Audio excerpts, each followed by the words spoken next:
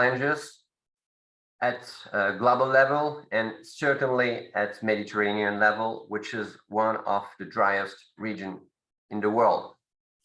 It doesn't take to be an expert or no genius to understand that Mediterranean people cannot live without water. In fact, it's even complicated to imagine our daily routine or daily tasks or daily life without water. And yes, the situation is very critical. The picture, as we will see today with the experts that we have invited, is even a bit scaring. We know that there are many fearing factors. We'll talk about this. A booming demography in certain countries, a lot of pressure on the demand, sometimes poor or obsolete supply systems. And if all this not to be enough, we have a scary and unforeseeable climate change with unforeseeable consequences lurking. And when I'm telling unforeseeable, I'm not referring to the sign, of course, but only to the consequences or to the extent of the consequences, because we all know that the sign will be negative. But you all are not scared by this scary situation, scary challenges. You are not scared. We are not scared. The two programs that have invited you today are not scared, because we all are solutions-oriented people and solutions-oriented programs. My name is Vincent Arnoux. I'm representing the ENI CBC MED program, in particular branch office for the Western Mediterranean. Our program has the managing authority in the region of Sardinia, Italy. And we are so proud to organize this first joint event with our broader program, PRIMA, which is in fact based in the same region as our office, same country as our office. And this is no coincidence that the first event that we organize together is on water, because, as I said, this is the mother of all challenges. This is certainly the #1 challenge for both programs and for you, of course. So no coincidence. And why do we want to organize an event together? Because we know and we are sure that together, the two programs and together with you, whatever the challenges, our responses will be better and we will be stronger. Thank you so much to all of you for coming. We're now more than 120 people. It means a lot to us. We know how tough it is now to dedicate a couple of hours to a webinar. There are so many of them. So we are fully compromised to make this webinar worth it and different to the others. And we want you to take tons of added value from this webinar. We are extremely sorry because we had announced this event in French. So due to technical problems of last minute, this event will have no interpretation for this time, but you know that the program is compromised with French. So next events will of course have French. Just a few technical points. Please use the chat as much as possible to exchange your views, or responses to the presentations, but also to exchange ideas. Maybe why not ideas of future projects, because we want you to be an active participant in this meeting and not only listening to us. So please make use of the chat. If you have very specific questions, rather technical questions aimed at the presentation or at very concrete people, you can also use the question and answers tool that you have on the menu. So that's a different approach, but use the chat for exchanging ideas and as much as possible. You know that when registering, you have allowed us to exchange, most of you to exchange your contact details. So that will be done after the event, because we want you, people from both programs, to become still more friends that you are so far, and to become potential partners of any projects under any of the two programs. Without boring you too much more with this, introduction. We are going to pass to our first speaker, which unfortunately will be a video message because he was not able to be with us today. He apologized for this. We're talking of Mr.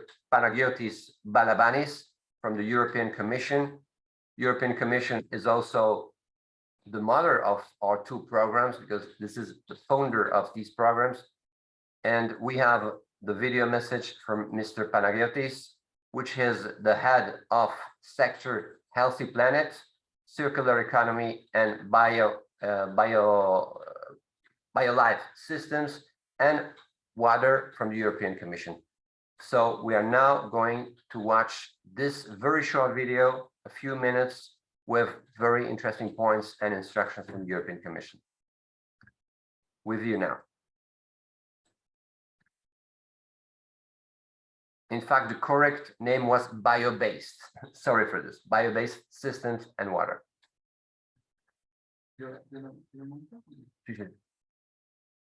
So it's coming.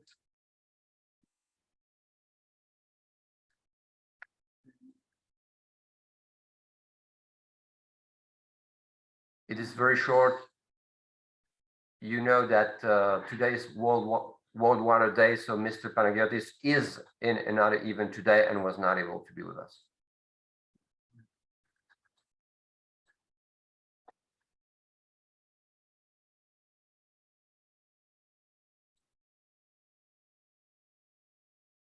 Do not worry, it's coming.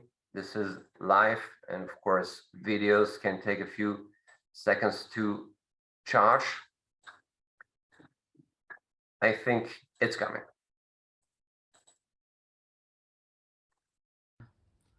Good morning, ladies and gentlemen. I am Panagiotis Balabanis, the head of water sector within the Circular Economy and Bio-based units of the European Commission Directorate General Research and Innovation. I would like to thank you for your kind invitation to speak to this webinar that PRIMA, a key EU partnership on research and innovation in the Mediterranean area, and ENI, the largest cross-border cooperation initiative implemented by the EU under the European Neighbourhood Instrument, organized together to raise awareness of the importance of the sustainable use and management of water, but also to promote cooperation and synergies between relevant actions supported by them. Unfortunately, to my great regret, I cannot be with you today, since I'm currently in New York attending the United Nations 2023 Water Conference, the first of its kind in almost 50 years, aiming to mobilize global action for water resilience and security. So we are all coming together today to celebrate this World Water Day and join forces, encourage dialogue and collaboration to deliver results and solutions to our water challenges. As you are aware, the future of the Mediterranean basin's key natural resources, water, soil, coastlines, and biodiversity, continues to be threatened by a number of pressures acting simultaneously and in many cases chronically, including urbanization, industrialization, the expansion of intensive agricultural activities and aquaculture, and the unsustainable exploitation of natural resources. The fragility of the region is further aggravated by its sensitivity to climate change. The southern Mediterranean region is further facing governance, socioeconomic, climate, environmental, and security challenges, many of which result from global trends and call for joint actions by the EU and the southern Mediterranean countries. These challenges, as well as the effects of the COVID-19 pandemic, are putting natural resources and agriculture under enormous pressure. The Russian invasion of Ukraine has further destabilized already fragile agricultural markets, demonstrating the risk and serious consequences for food importing countries in the south of the Mediterranean region. Together with rising food and energy prices, this is likely to increase poverty and instability in these vulnerable regions. In this context, transnational cooperation between northern and southern Mediterranean countries is essential to develop common and innovative, sustainable, cost-effective, and efficient solutions for sustainable and integrated water management of the region. And as you certainly know, EU actions like the EU Framework Programme for Research and Innovation and the European Neighbourhood Instruments have been instrumental in pushing such cooperation. Now more than ever is the time for more collaboration to share experiences, learn from each other's best practices, and more generally, learn from what it works and what does not. Collaboration is also necessary to implement large-scale demonstration of innovative solutions and create critical mass for further uptake and scale-up. I'm confident that today's webinar would provide another stepping stone in strengthening cooperation for a sustainable use and management of water. I wish you a very successful meeting. Thank you for your attention and time. Very good. I think a very good speech from the European Commission representative, insisting on collaboration between programs. So that's what we're doing now, and we are fully compromised on this. And collaboration also between our program beneficiaries, because as I said before, we know that together we will be stronger. So thank you very much to European Commission for this. We're now moving back to the region which hosts the managing authority of our program, so beloved region of Sardinia in Italy, and we'll give the floor to our acting director, Ms. Antonella Giglio. Please. Good morning to you all, and ladies and gentlemen, it's a great honor for me to be with you today, to have the opportunity to introduce this event, which is taking place in the framework in the United World Water Day. I'm particularly happy that today's event is the first ever jointly organized with the PRIMA program. On such an important occasion, in light of the magnitude of the water challenges to be addressed across the Mediterranean region, the fact that two EU programs have decided to join forces is a meaningful sign. I hope that today's event will be the starting point of a structuring and long-lasting and operational collaboration between the two programs. Because it's important to deliver disseminated and mainstream valuable solutions that contribute to mitigation of water stress in the Mediterranean region. I want to thank Dr. Octavio Quintana, director of the PRIMA Secretariat, and his team for the cooperation in organizing this event. Mediterranean needs cooperation. In fact, the region is facing multifaceted challenges, including the consequence of climate change, water availability and accessibility, for just to name a few. In this context, cooperation can be a powerful accelerator to address more effectively these challenges. This is the essence of the Interreg Next Med.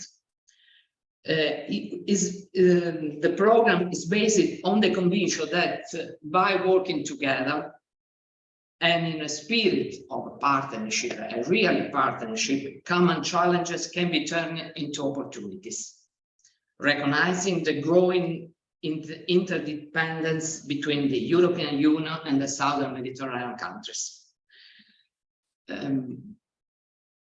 Like the past previous edition of the program, ENPI and ENI CBC MED, the new program, Interreg Next Med, will strive to make the Mediterranean more competitive, innovative, inclusive, and sustainable. To advance together into a same direction and design collective answer to joint challenges. The topic of today's discussion, the water, is an emblematic sector where actors from both shores of the Mediterranean can find in the program a valuable platform to share experience and knowledge, but most of all implement jointly designed solutions to sustainable water management. The program will be carried out with a great ambition. First of all, because the program is welcoming 2 new countries in the program, Algeria and Turkey. So extended the cooperation area to 15 countries. The second point, the European Commission has decided to increase the budget allocated to the program, reaching an amount by 253 million euro. And finally, because some innovation have been introduced, such as the specific attention to young people, or the global approach to the green transition, not to limit the investment of the program to the solar environment sectors, but also mainstreaming across key Mediterranean industries, including tourism, textile and fashion, agriculture, fisheries, as well as at community level. We feel that we have an extra responsibility to further consolidate the program as a platform enabling innovative, impact-oriented, jointly owned projects which ensure mutual benefits on both shores of the Mediterranean. My presence today is an invitation to continue the path already started, leveraging on the experience acquired and the consolidated cooperation networks to further develop good practice in favor of sustainable water management. From this point of view, NextMed program certainly represents a valid tool for developing innovative technologies and approaches capable of responding to the great challenges related to adaptation to climate change. Thank you for your attention and have a good day. Thank you so much, Antonella, and thank you also for reminding some basics of our program, because today we have with us some people that probably may not know us as well as our usual partners. And in fact, we see behind you the 2 roll-up of the current program and the old program and the new one, let's say it this way, because we are now in the transition phase. So we'll give more insights on this further on with a colleague of ENI CBC MED. But let's switch to our broader program. So we have with us today the director of the PRIMA program, Mr. Octavi Quintana Trias. Please, Octavi. Thank you very much, Vincent. And thank you very much also, Antonella, for your words. In fact, I'll repeat a little bit what you said, Antonella, but I think that is even like in research that duplication is not always bad. In this sort of political message, duplication is neither always bad.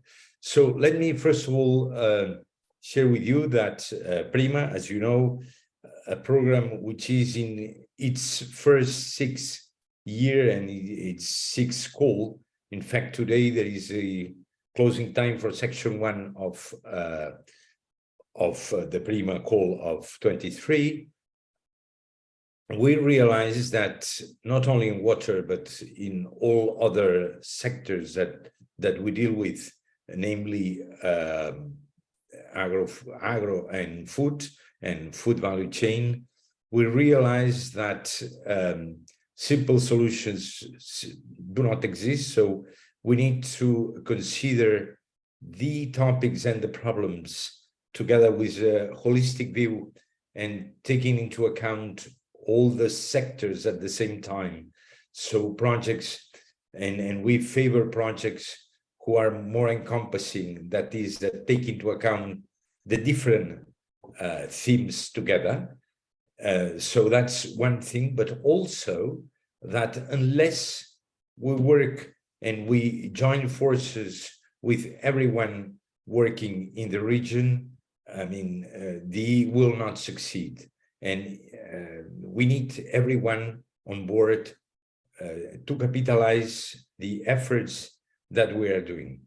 The third important, I think, remark is that we realize that the resources to fund research and innovation activities in the region are badly needed. We need many more, because we still are having very low success rates, meaning that we have many more proposals, good proposals, worth funding than the funds that we actually have. So we have success rates in section 1 of 5–6%, which shows that certainly funds are, well, not at the level of the needs of the demand, and the demand meaning that there are not just any project, but projects of good quality that unfortunately we cannot fund. So that's an issue that I think we need to put all together on the table of the funder, in this case, the participating states and the European Union, so that they understand that this is a major challenge for all of us.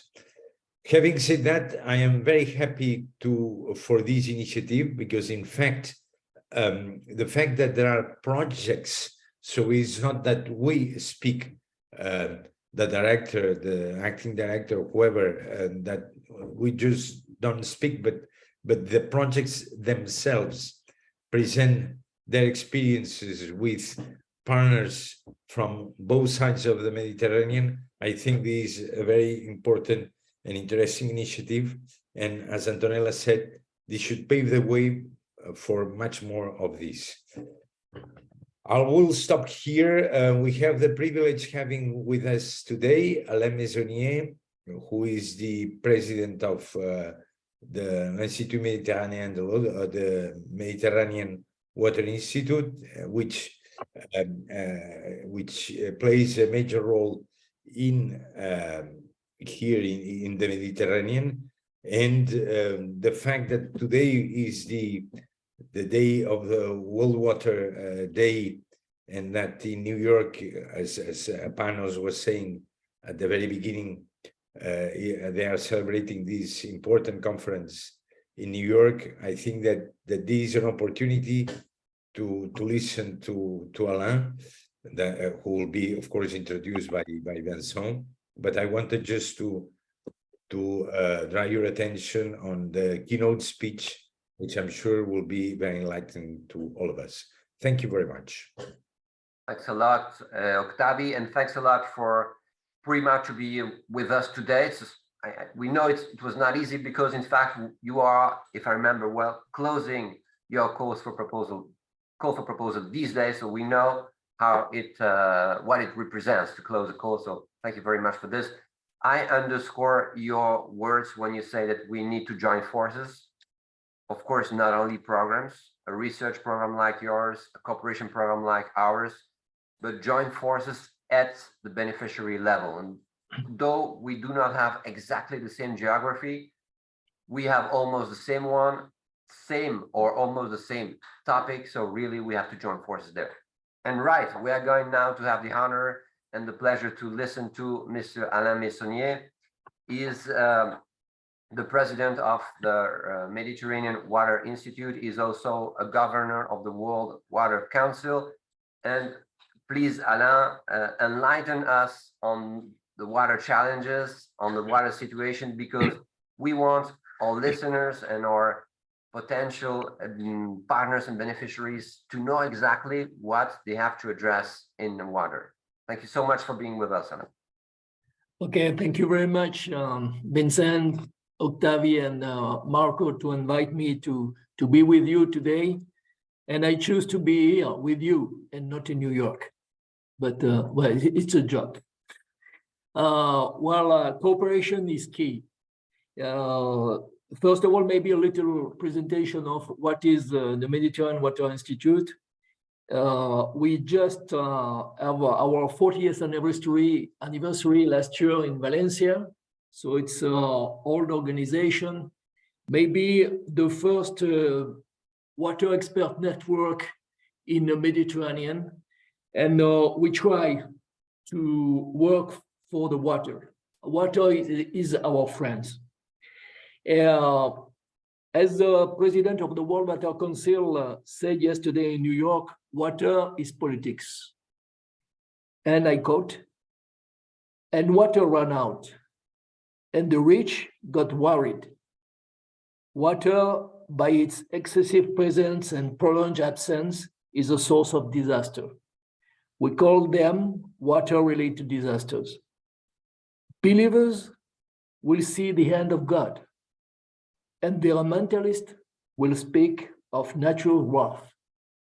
And other, more realistic, will point the man's endless mistakes. World must be prepared for fresh water crisis, say United Nations yesterday, to the opening of the conference. Two main threats are ending over our heads: climate change, but also demography and the increase of standard of living in developing countries, without which we will have to face increasing migration every day. This is the Mediterranean Water Institute. This is why the IME, which I have the honor to share, fully joins the World Water Council to say, stop ignoring water. It is our best friend. At this very moment, the United Nations Water Conference is taking place in New York. There hasn't been one since 1977. We had to wait 47 years for water to be a topic of interest as such, even though it is a vital issue for humanity. But when we talk about water, access to water, what are we talking about? A few principles and some basic figures. As maybe you know, but it may be worth it to repeat it. 89.27 water in the world, on the planet, it's salty water. 2.8 fresh water, of which 2.1 is on eternal snow and ice. That means we have only 0.7% of fresh water available, 50% on groundwater and 50% on surface water. This is very important to remind, to understand the following. Most of the atmospheric water, the great water cycle, is found particularly along the tropic areas of intensive evaporation of warm water from the ocean surface. Under the combined effect of demography and improved living standard of planet, we have gone from 17,000 cubic meter per year per capita in 1950 to 5,700 cubic meter per capita per year in 2022. So we divided by 3 the capacity of water for each of us. What we call the levels of dependence of water vulnerability is between 1,500 and 2,500 cubic meter per habitants per year. Water stress between 1,000 and 1,500, and water scarcity is less than 1,000 cubic meter per capita per year. And 40% of the Mediterranean population are in this condition. And most of the southern eastern Mediterranean countries are in water shortage situation. 60% of the world renewable freshwater resources are shared by only 9 countries, 60%. Brazil, Russian Federation, remind that, Russian Federation. Indonesia, China, Canada, United States of America, Colombia, Peru, and India. 0 in Mediterranean. And on the other end of the scale, 9 other countries have extremely low resources: Kuwait, Bahrain, ENI, Malta, Singapore, Jordan, Israel, Palestine, and Cyprus. So 5 of the 9 countries are in Mediterranean. We also could see what are the consumption per capita per day. This is something important. North America between 350 and 450 liters per day per habitant. Asia between 250 and 350, Euro-Mediterranean between 100 and 150 liters per day per habitant. You can see the difference. In Africa, in urban area, only half of Europe and the Mediterranean, that means 75 liters per day per habitant, and in a rural could go to 10 to 12 liters per day per habitant. This is the situation. So that means there is solution to share better the water in the world. It's not easy, but we have to work on it. Balance and sustainable management of water resources is based on balance between the demands of various sectors, as agriculture, and we have to understand that in the north of Mediterranean, it's around 45 or 45 or 50% of the use of water, but in the south, and east, it's 80% of the use of water for agriculture.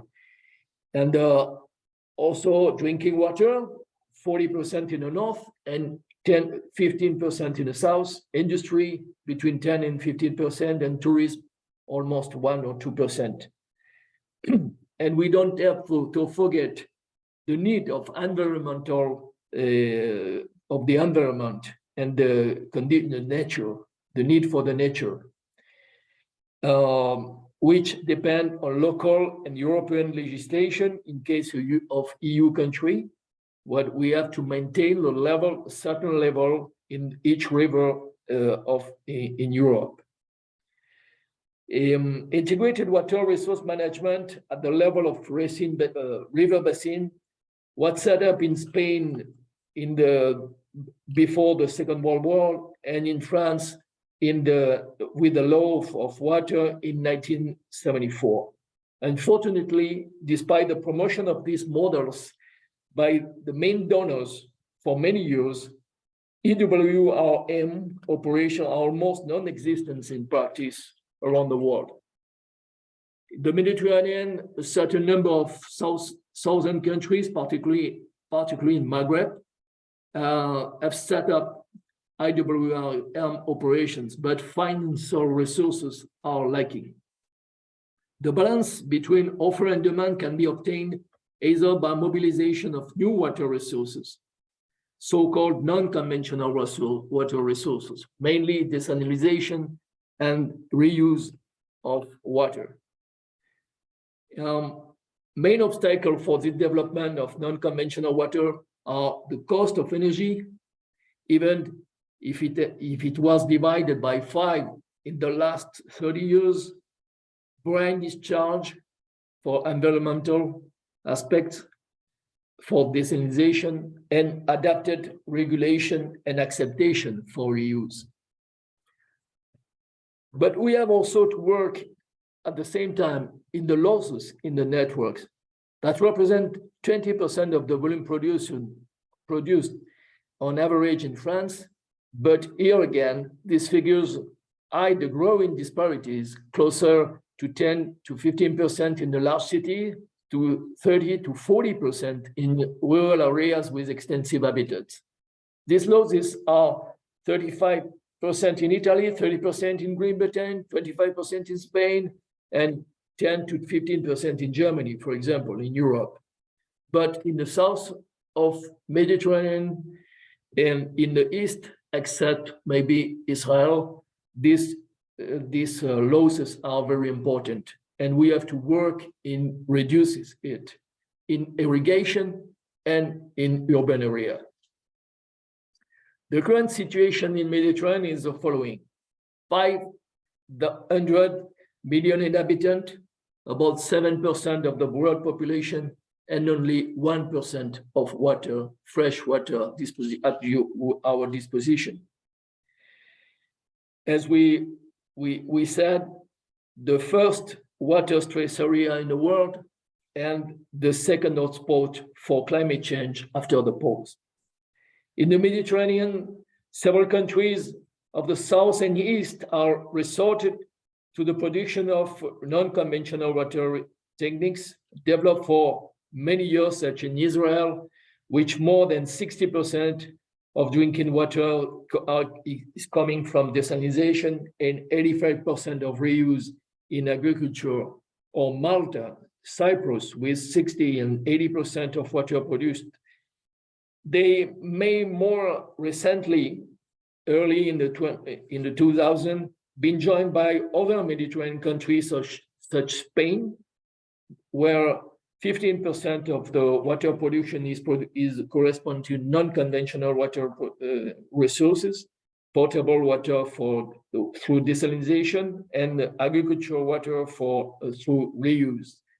But also Algeria is developing a lot of projects in desalination. Morocco and Tunisia, desalination and reuse. In Morocco, we will have one of the biggest desalination plants in Casablanca in the next years. Greece for certain islands, Italy for its rice farming, and so on. In the Mediterranean, the figures are better, but not excellent than the world average. We have to face two hotspots: water stress and climate change.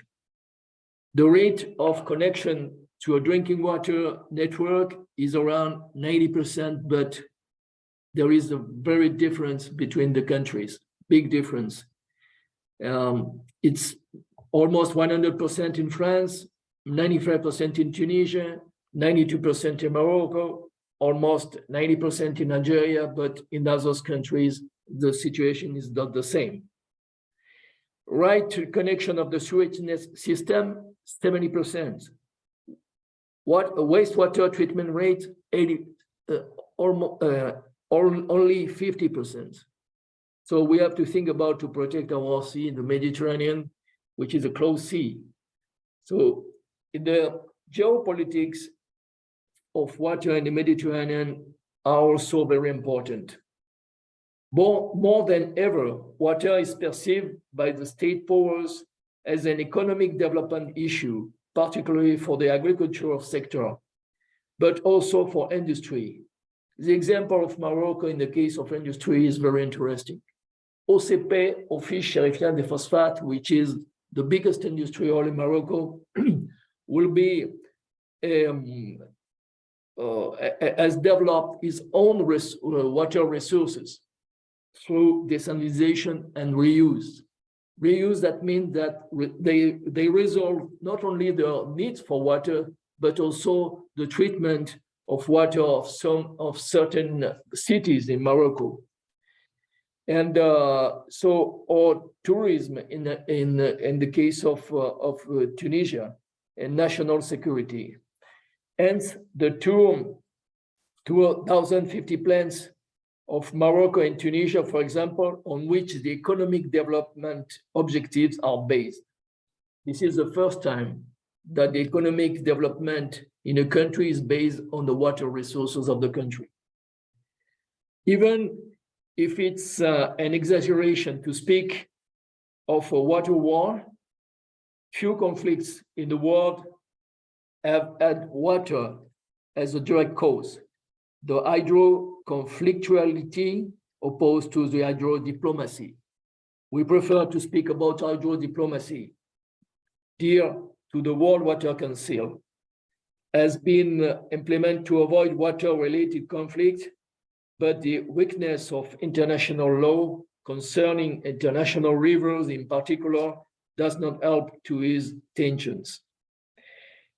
The 1997 United Nations Convention, when the use of international water courses lays down some principle of equity in this area, but it is necessary to go further, as was done for the Senegal River, a model of good management shared between the countries closed by the Organization for the Development of the Senegal River, OMVS.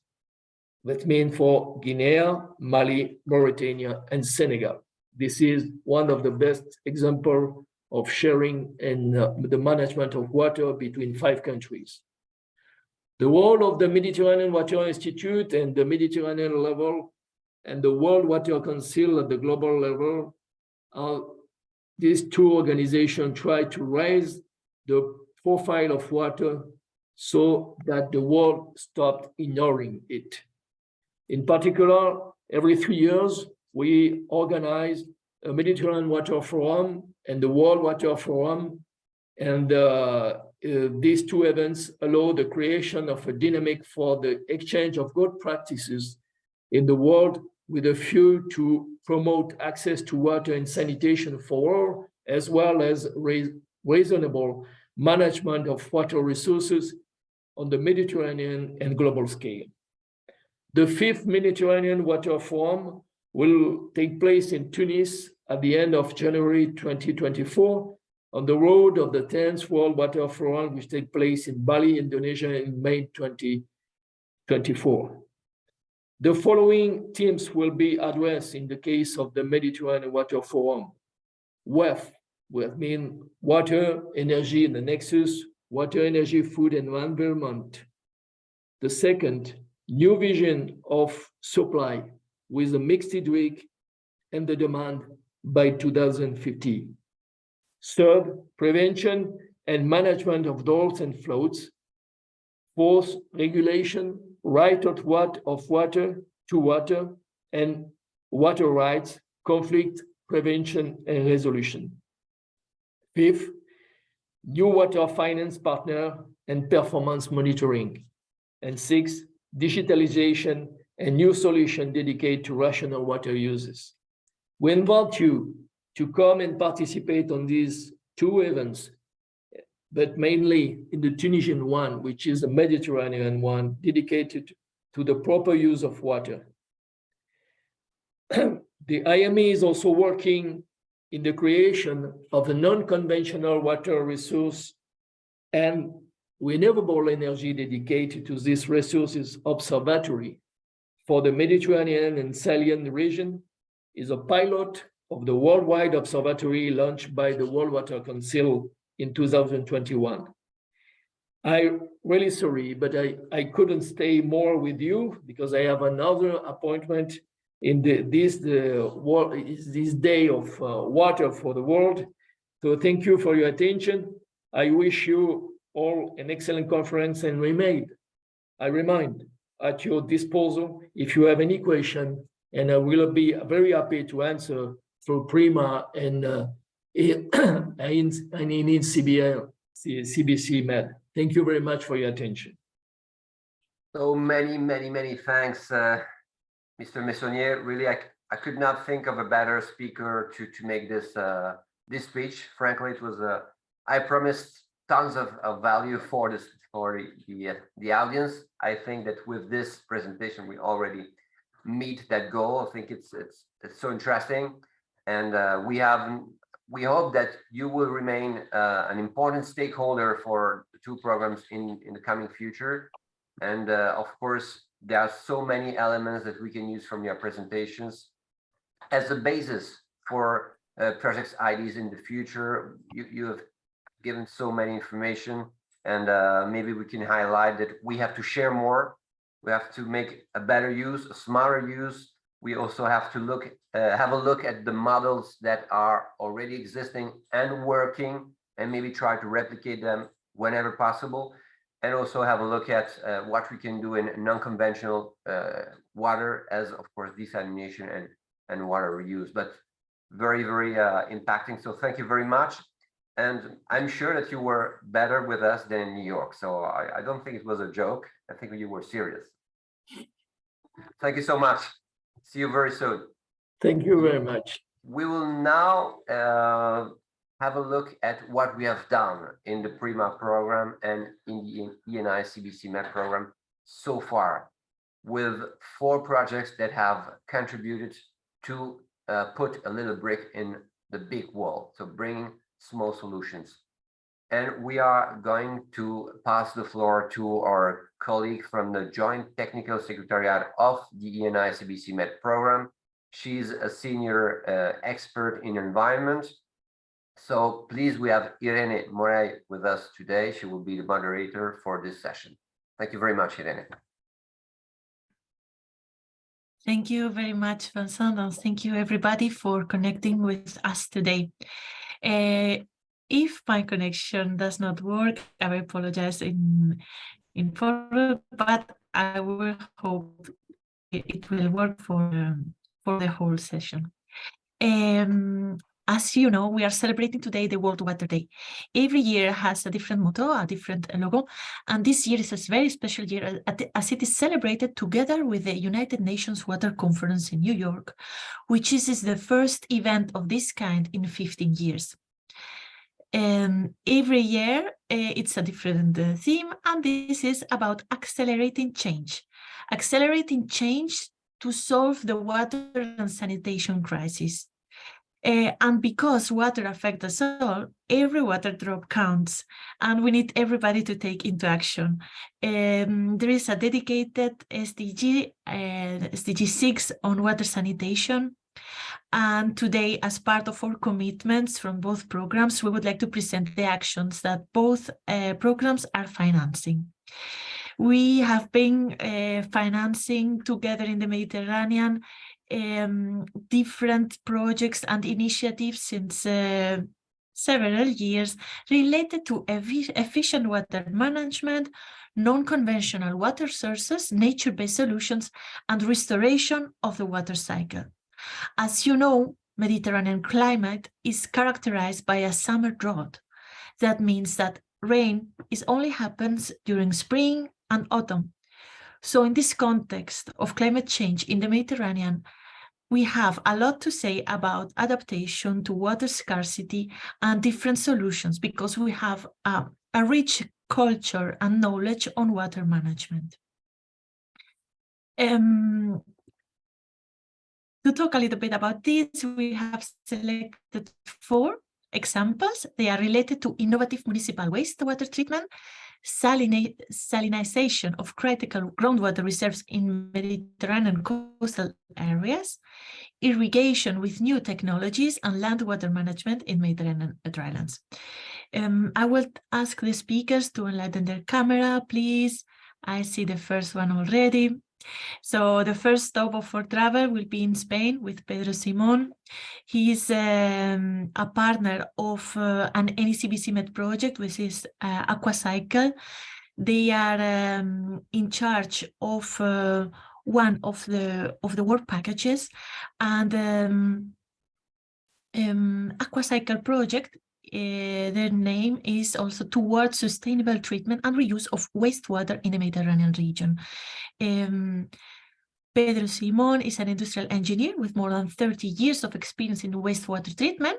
His main expertise is in water reuse and in the region of Murcia, because it's one of the regions that reuses more water in Europe. And he's currently the technical director of the public company of wastewater in the Murcia, which is ESAMUR.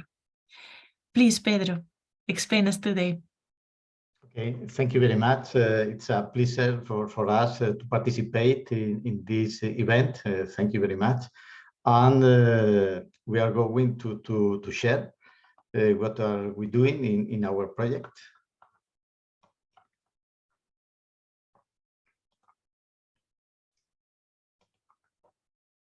Okay. Project AQUACYCLE is trying to find a sustainable treatment and reuse of wastewater in the Mediterranean region.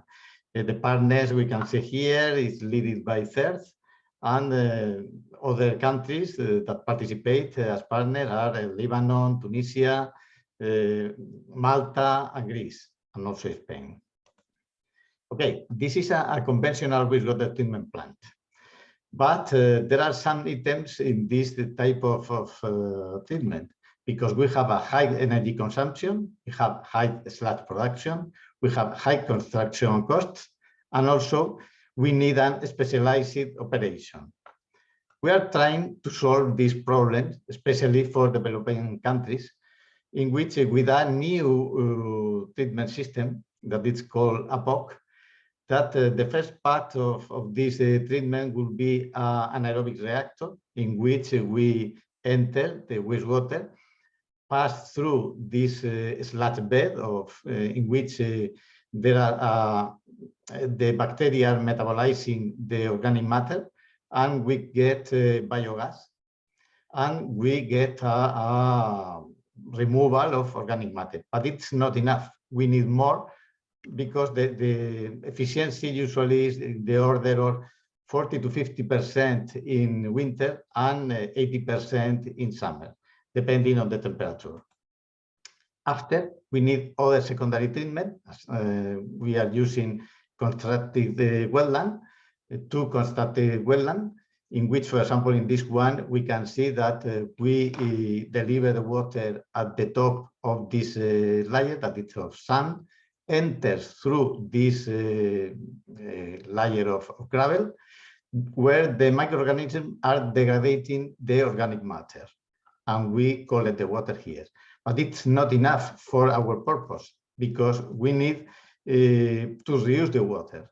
Then we need to disinfect this water by this solar reactor. And then we reuse the water in agriculture. Well, this is a system with very low energy consumption and very easy to manage. But I'm going to show in this video where we can see here the anaerobic reactor. After the water comes to these wetlands, this is a vertical wetlands, and this is a horizontal wetlands. And here is the location of the solar reactor, but it will appear at the end of the video. We can see here the distribution of the water in all the surface. And this is we can see here the distribution in the anaerobic reactor. Sorry, because the quality is not very good. I should put that on. Here we can see the solar reactor.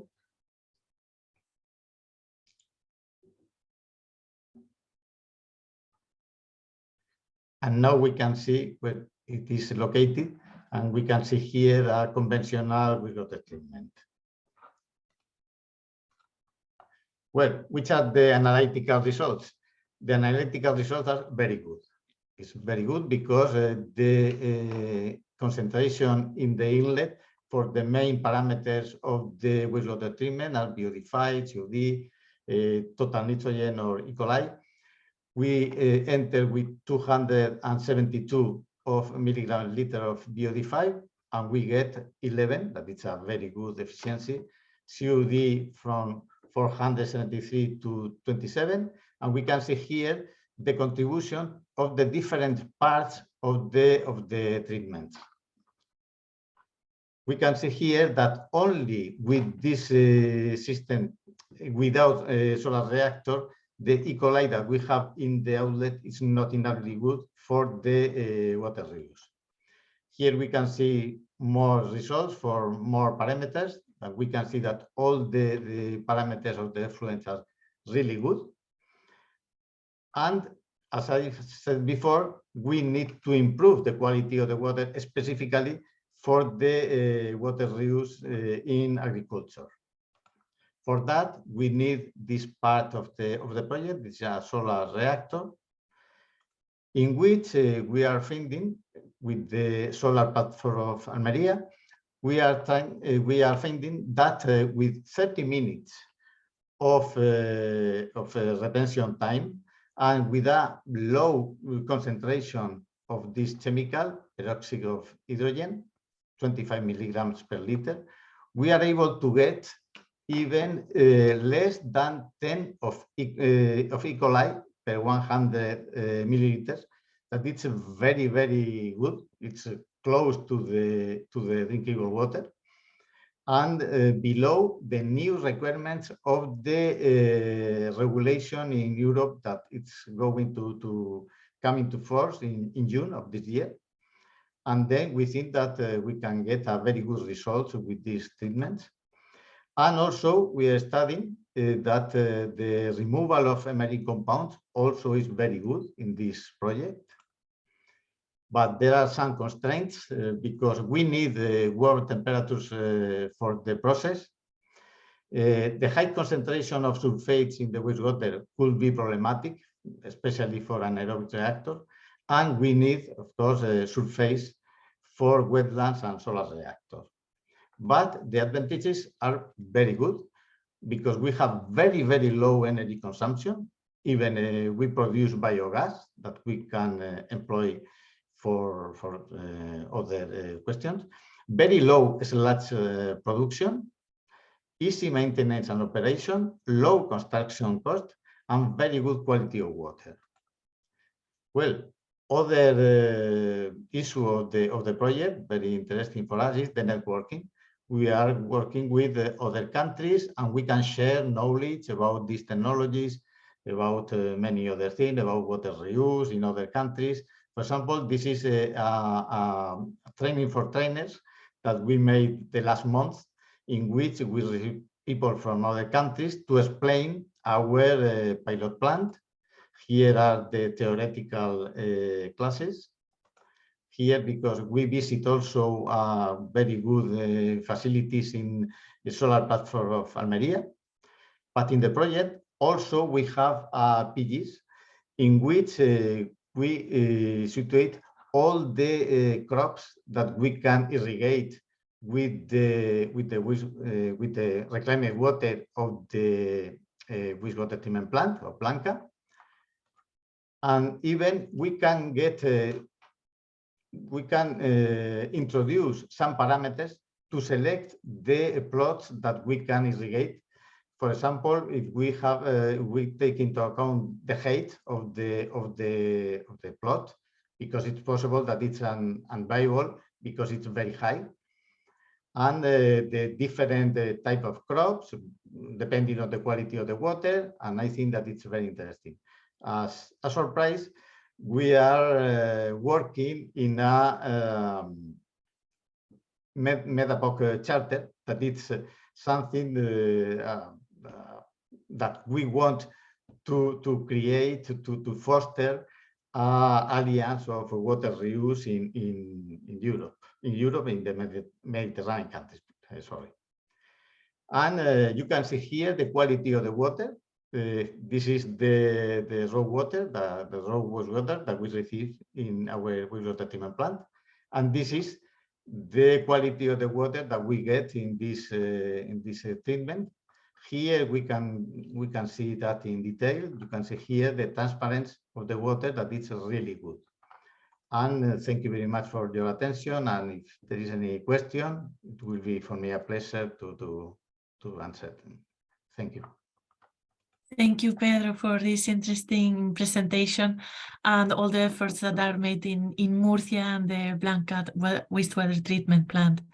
I think this is very interesting because for Mediterranean cities in the summer, almost all the population doubles, and many cities have this problem of wastewater treatment, but not all of them are reusing it, as you mentioned. I would like to ask you, because maybe the audience is also asking themselves about the possibility to replicate this in their country.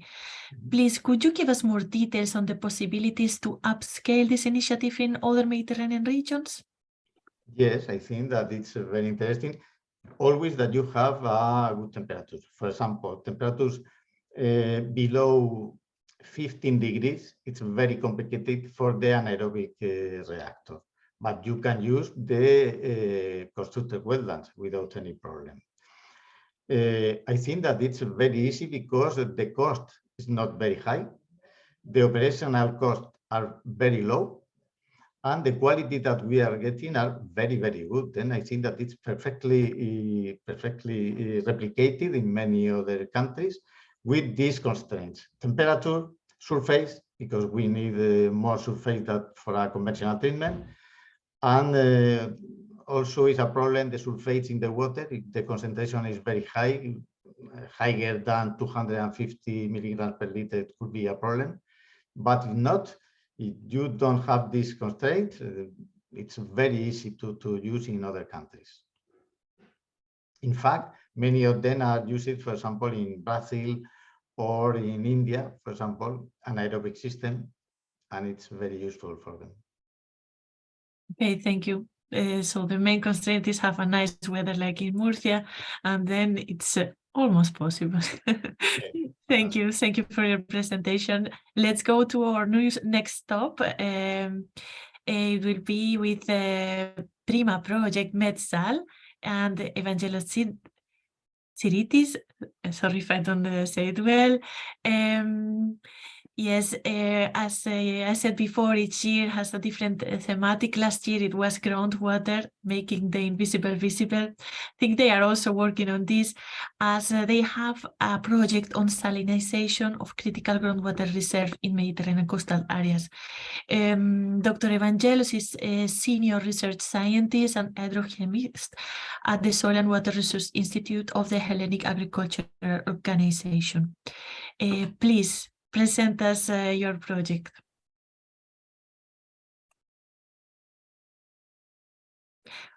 I cannot hear you. Can you hear? No. Please look at the microphone. I see you are mute. You are not muted, but maybe the microphone of the computer is not the right one. Try again.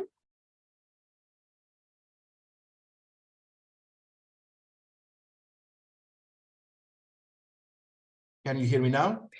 Yes, perfect. Okay, hello again. Thanks for inviting us and inviting the MEDSAL project to this World Water Day and giving us the opportunity to present part of the results of our project.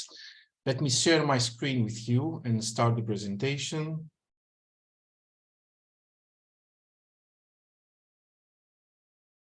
Okay. Is it full screen? We can see also the presentation, but we can see your screen. Maybe you can put it in presentation mode. Yes, I think now it is okay. Perfect. Okay. Well, hello again. I am, as Irene said, the coordinator of MEDSAL project coming from Greece, Soil and Water Resources Institute, which is part of the Hellenic Agriculture Organization. Our project aims to focuses on groundwater salinization of coastal aquifers, of coastal Mediterranean aquifers. It includes 7 partners coming from 6 different countries and demonstrates activities in 5 different Mediterranean pilot sites in Italy, in Tunisia, in Turkey, and in Greece. The focal point of the project is groundwater salinization, especially for the Mediterranean coastal aquifers, which are actually more vulnerable due to the climatic and non-climatic drivers of the anticipated climate change. It is widely accepted that groundwater salinization is a major issue for water quality deterioration, since it affects the groundwater reserves, which serve more than 1.8 billion people worldwide for their daily needs. Groundwater salinization, it is quite significant because it's a slow process that takes many years to be established, and it required many years, even longer, to be reverted, if it can be reverted, because in most of the cases it's a non-reversible phenomenon. And it affects the most productive and vulnerable aquifers, especially in the coastal regions where there are agricultural activities of specific significance in terms of financial activities and the environment. Now, how we managed to tackle this issue through MEDSAL project. First of all, we tried to identify the groundwater salinization more accurately and forecast it more efficiently. To do so, we have developed what we call as MEDSAL Toolbox, which is an ensemble of tools, including hydrogeochemical approaches, environmental isotopes, modeling techniques, geostatistics, and artificial intelligence. And a key component of the project is and a core outcome, the MEDSAL Observatory, to which I will refer in more details later in my presentation, But as a preliminary, let's say, information, this is an open access WebGIS application, which has advanced abilities for near real-time monitoring and alerting. And of course, it can support decision-making for stakeholders. One of the first outcomes of the project, which was a major, let's say, a major impact for the observatory, since it's amazing, the main feedback of the information that's been given through the observatory is the development of an integrated geo-database from the 5 demo sites. We have managed to collect data since 50 or 60 years ago, historical data. We integrate them, classify them, and pre-process them in order to be entered into a common integrated geo-database. And also we supplemented this historical data with recent information, which were gathered by 3 sampling campaigns that were conducted by the MEDSAL research teams. 2 of them included, were focused on physicochemical parameters and stable and radioactive isotopes, and 1 extra sampling campaign were focused on specific environmental isotopes that were used in order to provide another additional perspective for age dating or for processes or sources that affect groundwater salinization. As an outcome, we collected more than 400 water samples and analyzed in the lab or measured in situ more than 50 parameters related with groundwater salinization and water quality. The big outcome out of this part was the development of an extended data set or hydrogeochemical data set of 1,771 samples. That's a very big data set that was compiled from the information that we got from the 5 demo sites. And we managed to process jointly all this information, and we were able to derive new hydrogeochemical tools and proxies for groundwater salinization and try to intercorrelate the different demo sites between them in order to provide more accurate results about the identification of the different salinization sources and processes and the new indicators that can be used in other cases in the Mediterranean and worldwide. In addition, we coupled this hydrogeochemical approach with a multi-isotopic approach. Again, we were able to develop new proxies for environmental isotopes for groundwater salinization. This is especially important when we have lack of resources or funding. So we want a tool that can be used accurately and with low cost relatively with the entire 2 or 3 sampling campaigns of physicochemical parameters needed in order to identify salinization as a preliminary stage. Later on, we integrated these environmental isotopes with hydrogeochemistry or other tools, such as the physically based models or artificial intelligence. We also use geostatistical tools and geostatistical modeling, specifically in cases that we had to face complex aquifers, such as the case of Salento in Italy, in Apulia, which is a karstic aquifer with increased complexity. This is a regional aquifer. So we managed to perform this geostatistical modeling in order to interpolate on a 3D, especially interpolate on a 3D level, multi-level, the groundwater temperature, which is a key indicator for groundwater salinization. And we delivered a new perspective for this specific aquifer, which, as I said, exhibits increased complexity. Other tools that we used was also the dynamic groundwater models. They were mainly used for simulating the salinization phenomenon as a whole by including its multiple sources, as well as for forecasting groundwater salinization the next years with by using different scenarios, and also including the climate change impact based on regional climate models and global circulation models. Hydrogeochemical modeling was also another tool which delivered key outcomes that were combined with the other parts of the toolbox, in which we classified clusters, the samples, to specific categories according to their characteristics specifically related to groundwater salinization, and then performed some part of the inverse modeling with the Freak-C code. And finally, the artificial intelligence methods, where we had 2 main tasks. The first one was the application of AI models for extended hydrogeochemical datasets to predict groundwater salinizations. We used as predictors climatic and topographical factors that were able to predict groundwater salinization in 3 different levels and groundwater salinization sources in 6 different types. And the second task was the inverse modeling and calibration of physical-based models, which was a big, let's say, help towards the reduction of burden of these physical-based models and improvement of their accuracy. Now, MEDSAL high-resolution sensors was also an integral part of the project, which delivered key outcomes. There is a direct link with the observatory, since they actually provide near real-time feedback to the observatory. The sensors were installed in 5 pilot sites, and most of them have telemetry, and they have an interval of records that ranges from 1 hour to 1 day. They provide near real-time data for critical parameters. And the key outcome is that we managed to develop salinization proxies with the use of machine learning techniques for a short-term prediction, I would say for about a month. So this is quite helpful and quite significant from the managerial perspective, especially for stakeholders that would like to receive this kind of information about the prediction of groundwater salinization and program their irrigation schemes accordingly. Now, a few words about the observatory. As I said at the beginning of my presentation, this is an interactive open access WebGIS tool aiming to monitor, alert, and provide decision support. It has 3 main advantages. First of all, that provides near real-time data from the MEDSAL sensor, so it can be used for alerting when there are when there is an excess of specific thresholds regarding critical parameters. There is let's say an alert that's been sent to stakeholders that are subscribers. Of course, this is an open access service. It can provide, it includes extensive information and various thematic layers regarding the demo sites that can be used for monitoring purposes or for decision support. And it can also provide advanced data visualization.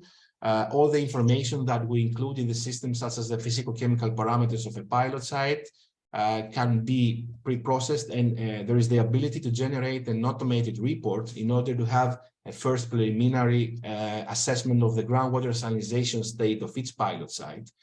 That means that this could be a robust tool for stakeholders that they can use it for multiple purposes.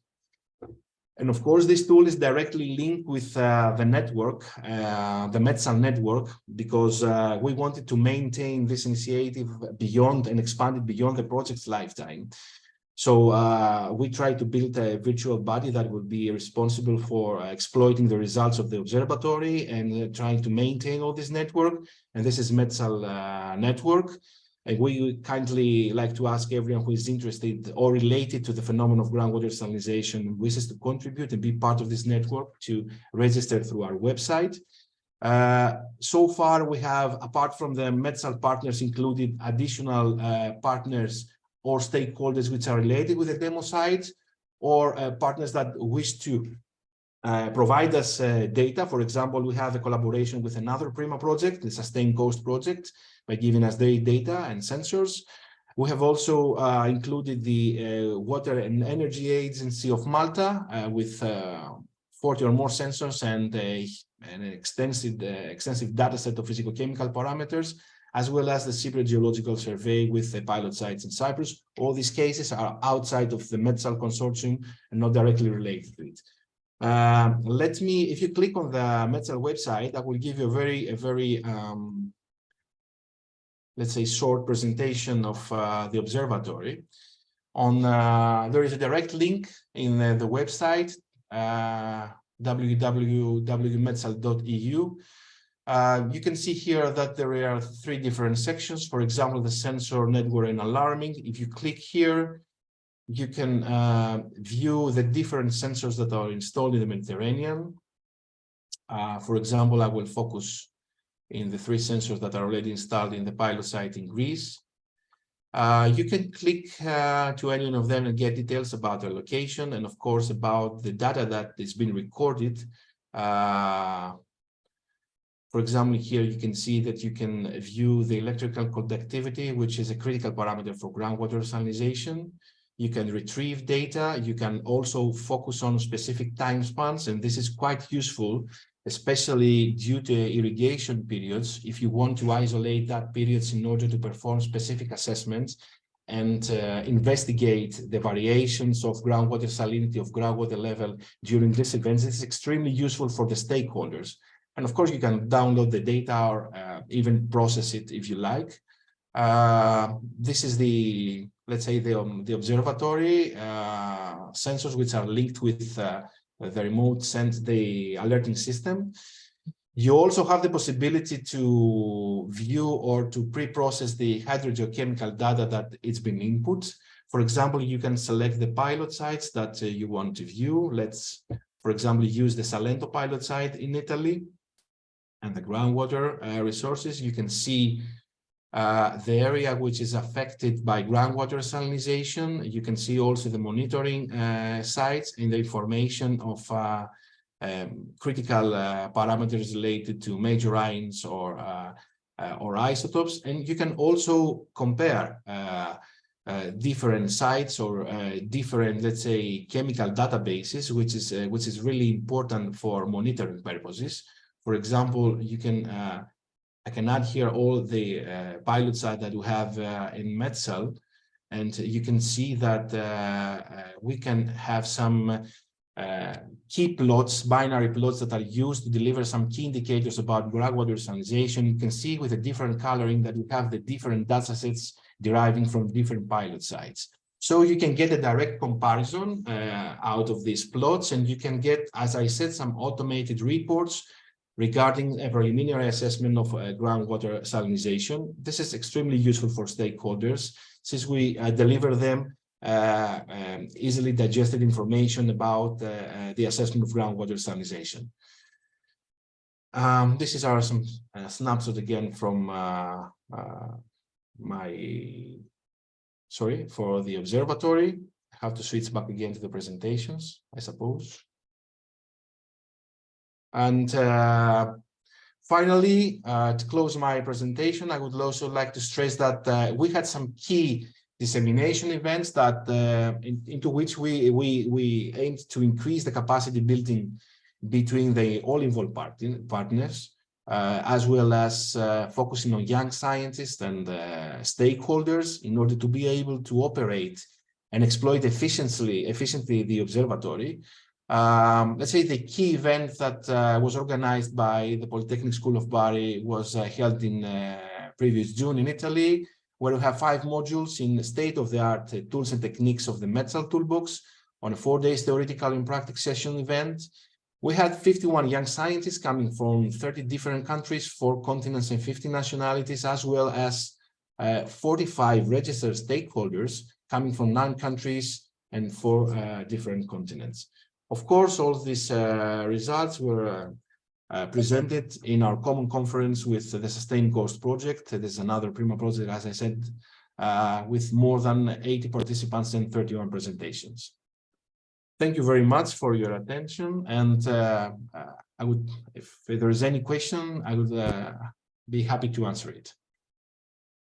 Thank you very much, Evangelos, for your presentation and presenting also the network and all the work that you are undertaking. I would like to, well, we are running out of time, but I would like to provide a question also. You mentioned that this partnership and network will be available after the project, and as it is also salinization of it's something critical in many regions. You have developed so much work, and it's I've seen you have also a lot of e-learning courses. You are doing a lot of efforts to have this availability of technologies. And what are the requirements for other partners to come into your network? There must be institutions, can be also regions. What is the needs so they could also join you? Can be any entity or stakeholder that is interested in the groundwater salinization and can offer data that will be embedded in the observatory, visualized, and be part of the network. Of course, this is an open access. There is no, let's say, financial constraint or any binding other issues. They just need to have, let's say, a data set because we need to contribute with data to the network and have interest in participating in the works and in the, let's say, exploitation of all these outcomes by the network. You can join our website and or contact directly any of the persons of the MEDSAL network and be part of it. Thank you very much. Some of your colleagues, I think, has already put one of the links, but we will share also the contact of all the participants. And if you have also the email, specific email that you want to include, you can include it in the chat. We will go to the next partner. It's a project which is called PROSIM. It's an ENI CBC MED project. Oh, okay. Is the best one? I don't see PROSIM, but I see Pier Paolo Rogero that he's already ready. Okay. Is it my turn? No. No, we should go with PROSIM, but he's connected. Either Dr. Luna or Amer Sweiti. Yes. First of all, we need that they stop sharing the screen. So if Evangelos can stop sharing the screen, and then Amer or Luna. Okay, Amer is sharing his screen, so I think.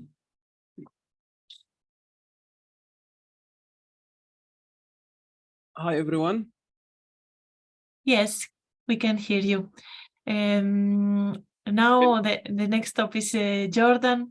We will have today Amer Sweiti and Luna Hadid.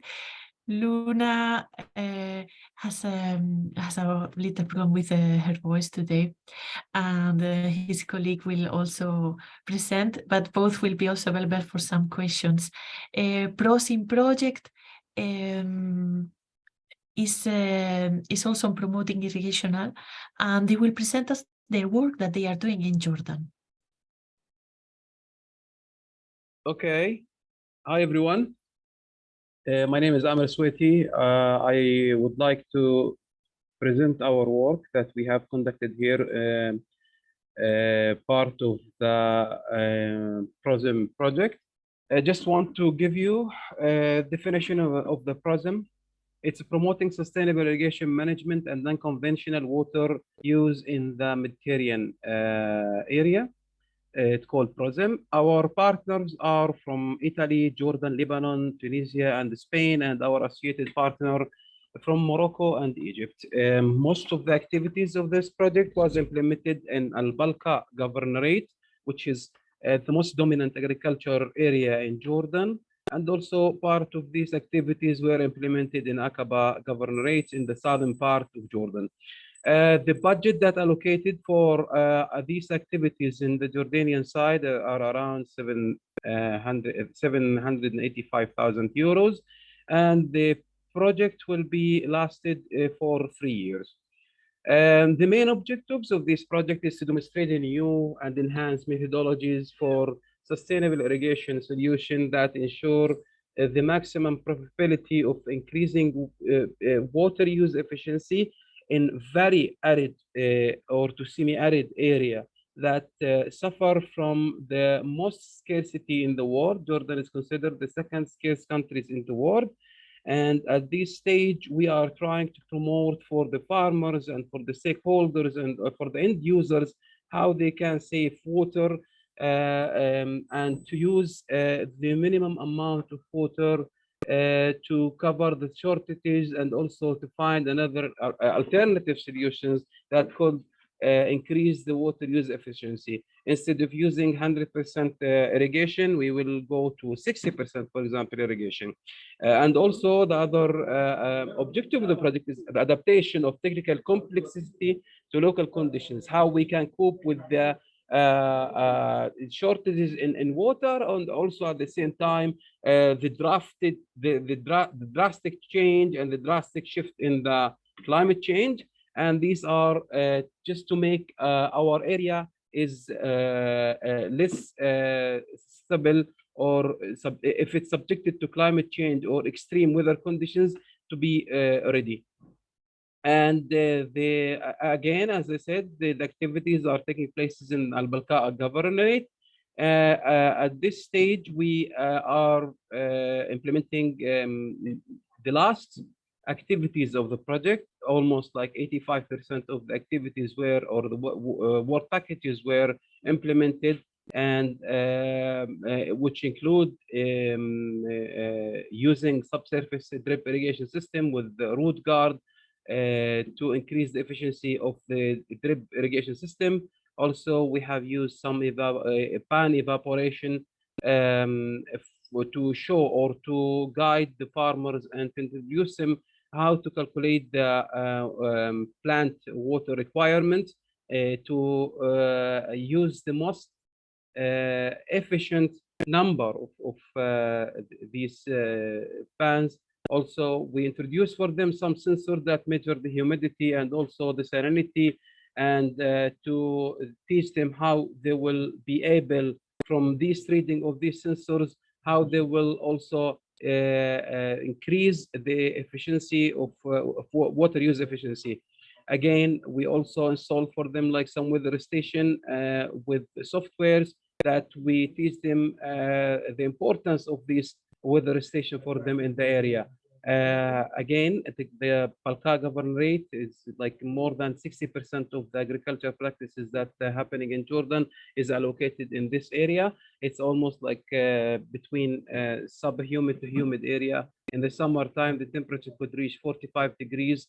In the winter time, it could be freezing. Again, we also introduced for them the filtration system.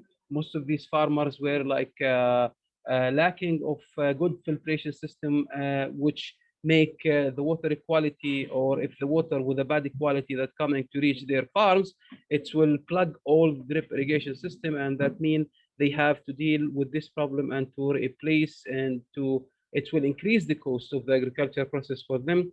And we also introduced for them desalination technologies like reverse osmosis technology, nanofiltration, and also captive deionization system that's decrease the salinity of the water. Now, with the problem of less rain coming to the area, increasing in the salinity of the groundwater because of the overpumping and the overusage of these groundwater resources, we placed for them reverse osmosis technologies and also nanofiltration technologies at some point to cope with the salinity of the groundwater, and also at the same time to use this water with some to share this water with some other farmers.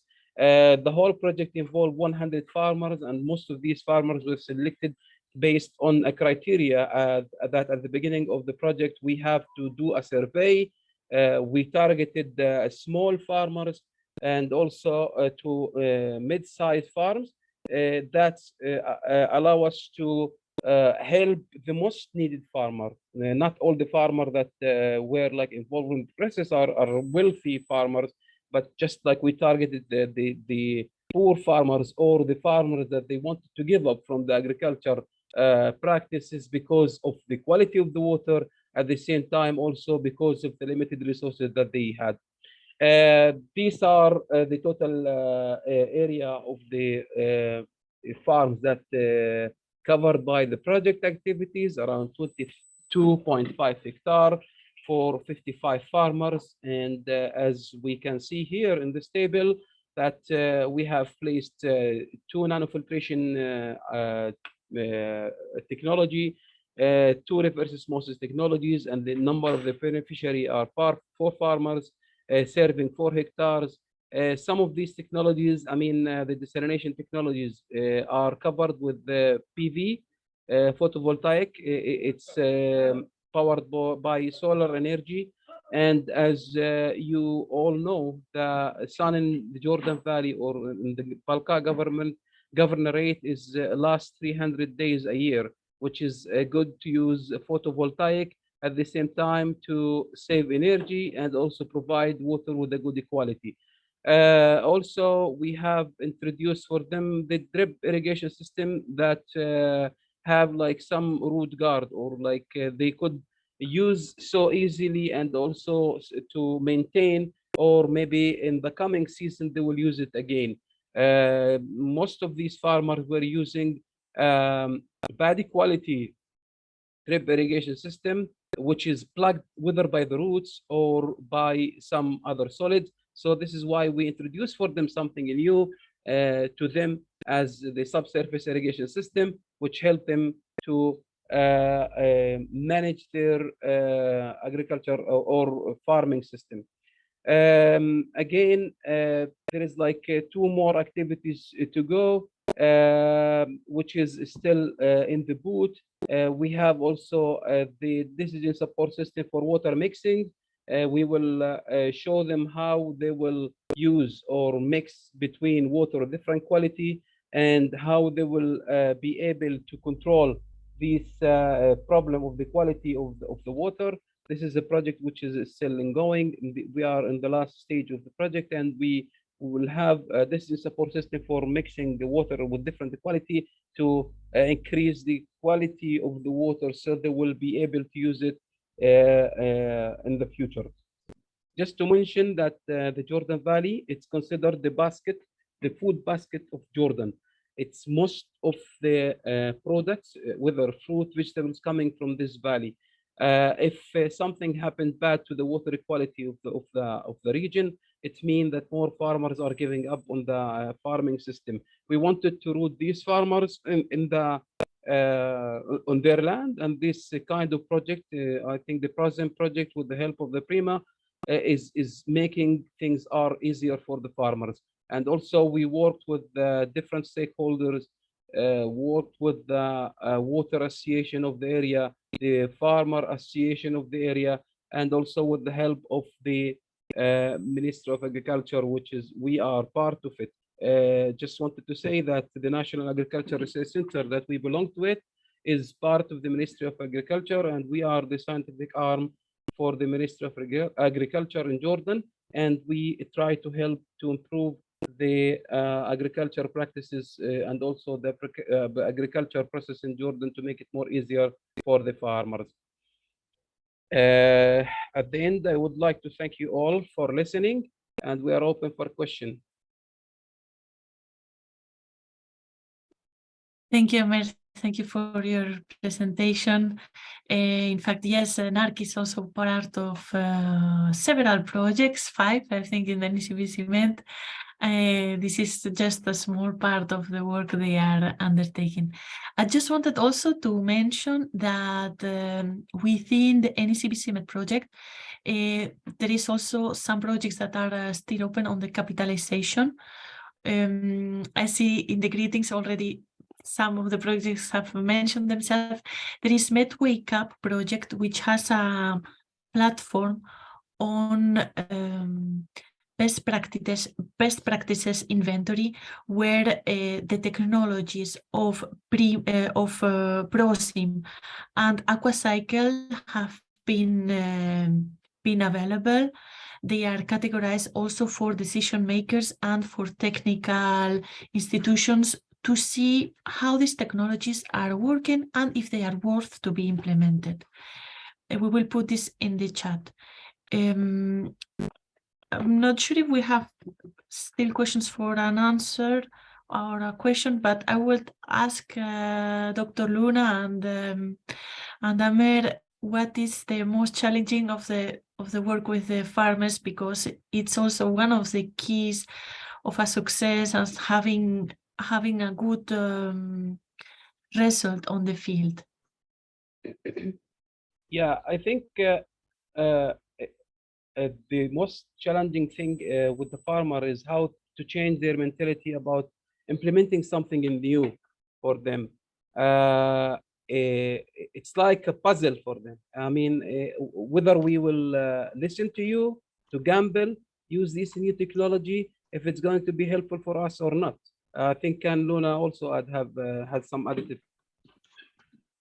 Yeah, thank you. Sorry for my voice, but I think the work with PROSIM in the Jordan Valley really works good. The challenge first was at the beginning of the project because of the COVID situation. but for the activities of the project, it was moving further and a little bit easier by time, which, by the way, I want to thank NARC because we had at that time special permits to work and to move within all governorates at every day or at any time. So this is things for us. Like Amr said, the issue is to accept the technology, but because we target small to medium holders in the Jordan Valley, and because of the mentality of the farmers, which is we know very much because we are partners in many projects. The work was really going very smooth, you know. Thank you very much, Luna, and thank you both also for the work you are performing. It's also a small part of the project, but it's also a very important one. We wanted now go to the next stop and last of our 4 examples with Pier Paolo Rogero. It's we cannot have the video, Erin. I think we have a little bit of not a lot of time, because otherwise we will have too much time consuming. Okay. But we will share it. We can share it with the partners. Sure. Okay. The next project is SALAM-Med. It's the University of Sassari.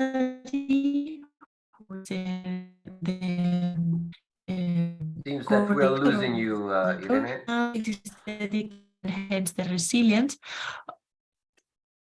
Oh, okay. No, it's okay now. Okay, I will let Pier Paolo to present the project Cultural Sciences at the University of Sassari. Please, Pier Paolo. Good morning, everyone, and happy World Water Day to everyone. Thank you for giving me this honor to introduce to you SALAM-Med, which is a new PRIMA project we started about 1 year ago on sustainable approaches and water management in Mediterranean drylands. So the hypotheses of this project are based on the fact that desertification, drought, and land degradation emerge from complex socio-ecological systems where biophysical and social drivers are structurally coupled. And so they call for systemic innovation. That soil fertility and water conservation are the preconditions for sustainable development in drylands, and that the Mediterranean context is so diverse that we need tailored solutions and not just one fits for all.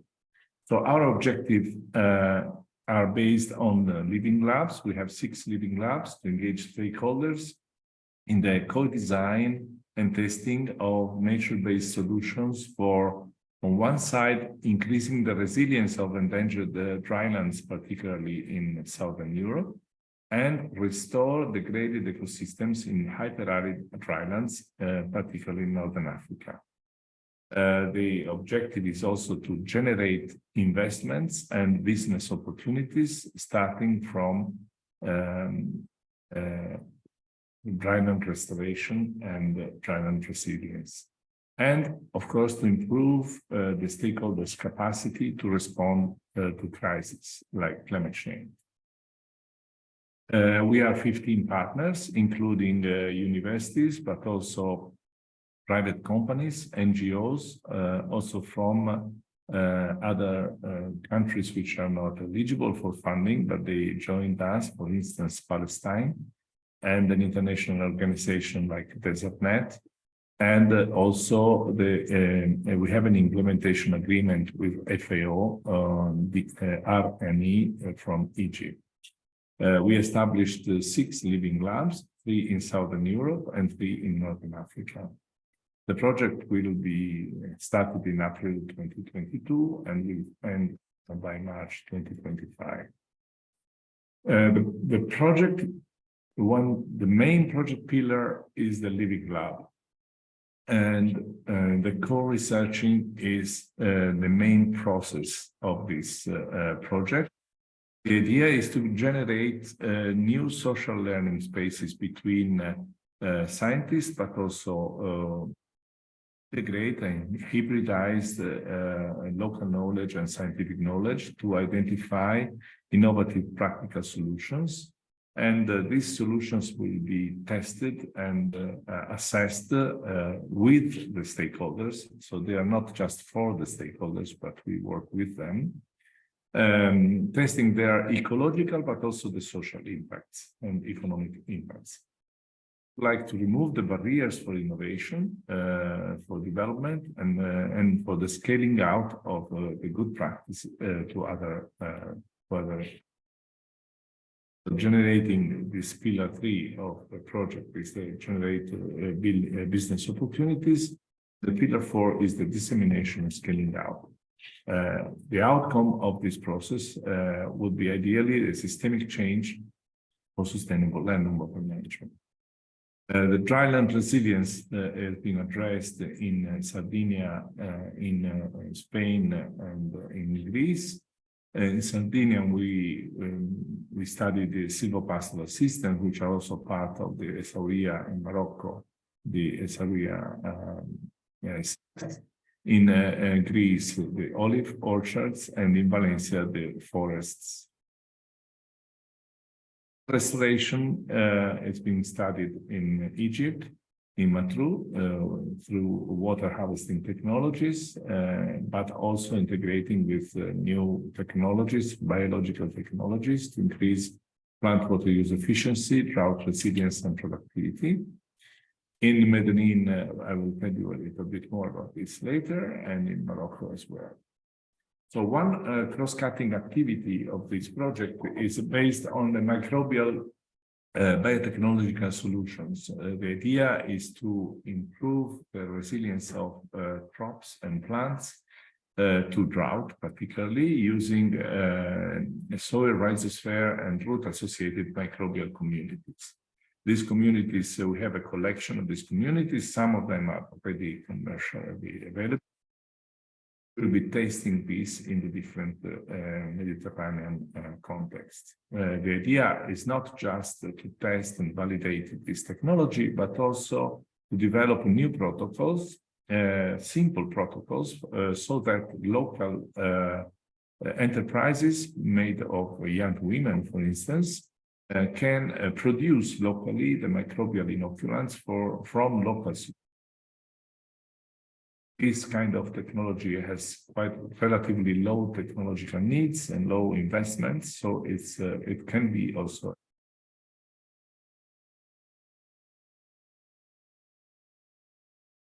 the technologies, the microbial technologies are also being tested through high throughput phenotyping using a facility of which can test a great number of treatments at the same time, and so we can validate this kind of technologies.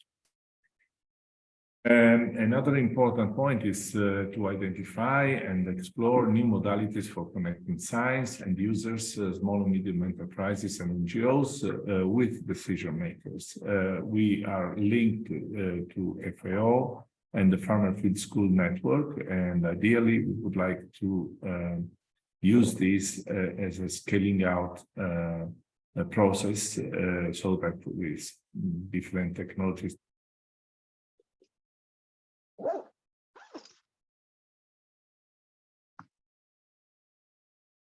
development, generate business opportunities, and the matchmaking between problem owners and solutions providers. I'll just make 3 examples from the 3 living labs because I have no time to describe all of them. Is a managed aquifer recharge system. The challenge is that due to drought and occasional surface water availability, farmers are forced to access groundwater, causing aquifer overexploitation. So this kind of technology, which is a nature-based solution, is focused on recharging groundwater during these flash floods that are typical of drylands. So before doing this, we have to make a hydrogeological surveys, for instance, through electrical resistivity tomography to assess soil conductivity, so that water during the flash flood is intercepted through these very simple dams to enhance infiltration, so that they can this water can recharge the groundwater. The groundwater does not evaporate and can be then used through. The alternative to this is that this water flows to the river, to the sea. This activity is integrated with modeling of at catchment scale using the SWOT model, and with the building of these recharge wells that are wells working in the opposite side, coupled with small dams made by stones. So in this way, during the flash flood, the water infiltrates instead of going to the sea. There are many similar situations in the Mediterranean drylands that where this technology out, and so this is our hope. Another living lab has been established in the Argan forest in Morocco, where we have a problem of overgrazing, climate change, and also traffic dynamics, which put this forest under threat. You know that this forest is a UNESCO site, a natural site, but also a source of business for the local population, because the argan oil is very expensive. So the proposed action in this case is to reforestate, and so to invest on reforestation to combat desertification. And this one major problem in this case is that the establishment of the seedlings is under threat because of the lack of water. So we are testing this subsurface water retention technology based on impermeable, waterproof, biodegradable plastic, which is placed on the soil surface to prevent water percolation and nutrient leaching after seedling transplanting. So it's a very simple technology, but based on these biodegradable films, which allow an improvement of the percentage of seedlings that survive, of course, under protected areas that are protected from grazing. So this is taken care from our partner in Morocco, which is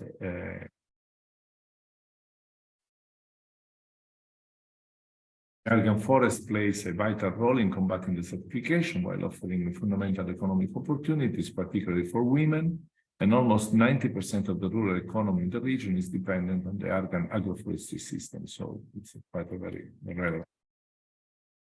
The third and last example that I would like to draw to your attention is the Greek valley, where the challenge is related to olive orchards, for which there is a demand of olive oil, both in Greece and in Europe.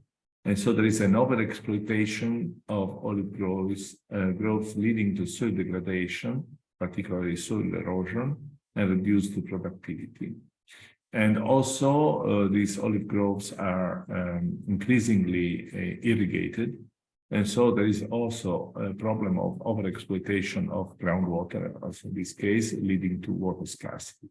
So the proposed actions here, the tailored solutions that are being tested in this living lab are based on the use of efficient irrigation technologies, drip irrigation particularly, but not just the technology of irrigation, but also the way water is used, the implementation of soil conservation practices like cover crops, and the promotion of organic farming methods. So in this case, there are two experiments put in place in the field in the Messina area. One based on the soil erosion measurements through these devices that you see in the picture. And the other is an experiment on irrigation. We are comparing, the Greek team is comparing a rain-fed situation with business as usual irrigation practices, which are overexploiting groundwater, with another method, which is based on a precise irrigation using drip irrigation in specific phenological stages of the olive growth.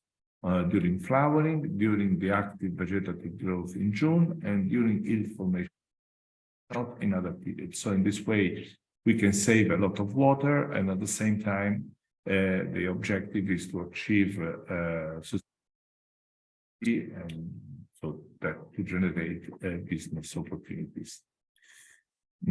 Olive oil production is a major contribution to the local economy in Greece. And Messinian olive oil is widely renowned for its high quality. So there is also in this case an outscaling potential because olive orchards are a typical Mediterranean ecosystem. So these are just three examples. There are quite a lot of activities during SALAM-Med. We also had a summer school last year for living labs. This concept of living lab has been developed in urban environments, and to move this, to shift this in a rural environment is also a challenge because engaging with a wide range of different stakeholders, and also to assess the impact of the adoption of a new technology, of a new process in such complex situation. We are assisted by CREDA, which is a research institute in Barcelona, who is also performing an extended cost-benefit analysis of the different technologies. Thank you very much. I invite you to visit our website and also to send us any questions or requests for joint events or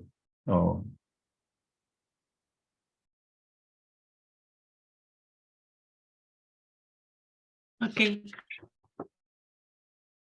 Can you hear me? Yes. Yes.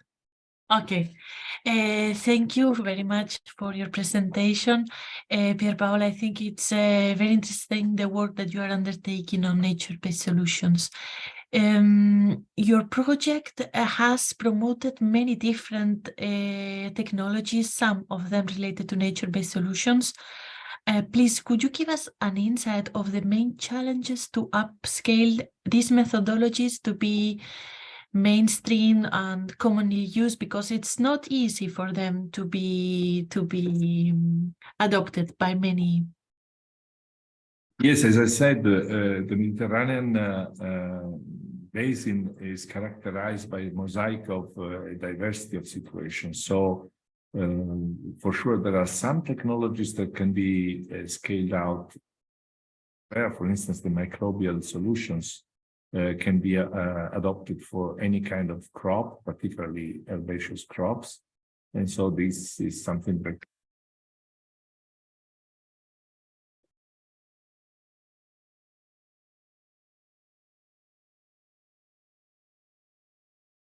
others are very specific. For instance, the one in the Argan forest is very specific to that particular condition.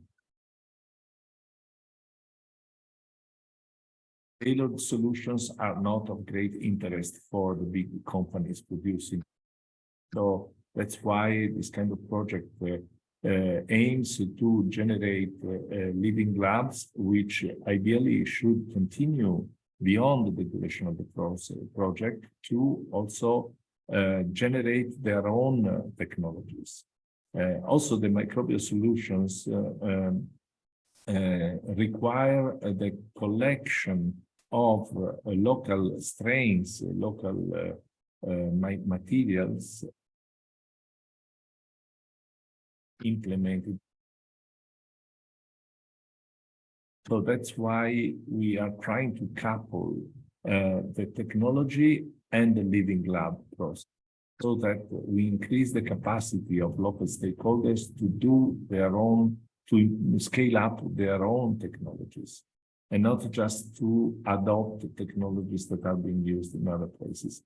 So there is, again, there is not one solution, but the combination of these different approaches can contribute.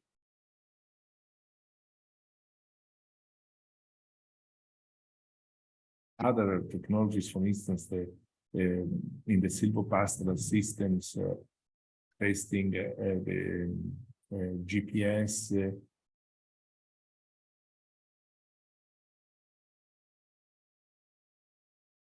not been tested so far in the Mediterranean.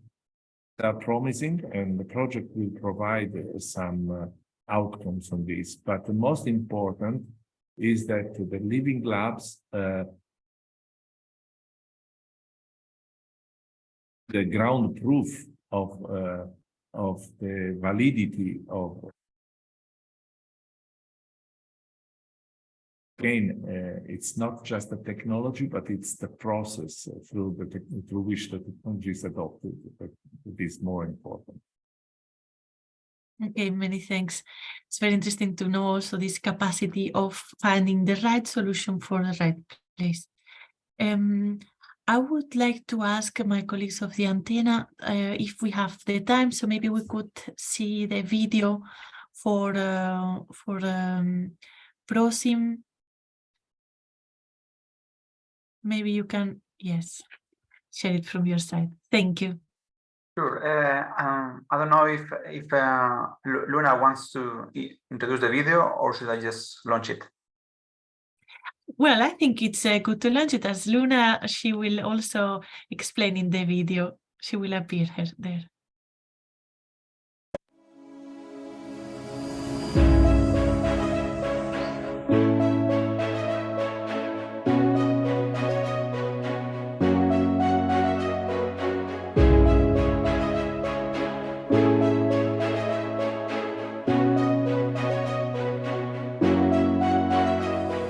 Jordan is a water-scarce country with a low per capita share of less than 90 meter cube per capita per year.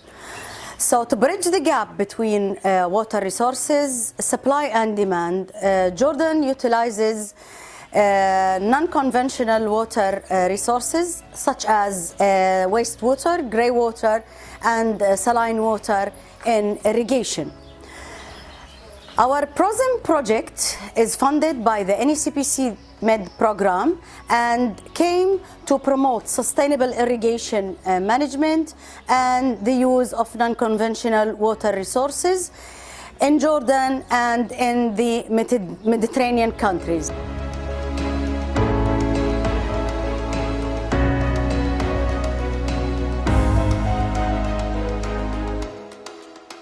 Jordan, Lebanon, Italy, Spain, and Tunisia are participating in this project. Also, Morocco and Egypt as associated partners. Intervention technologies are implemented here in Jordan in Balka Governorate.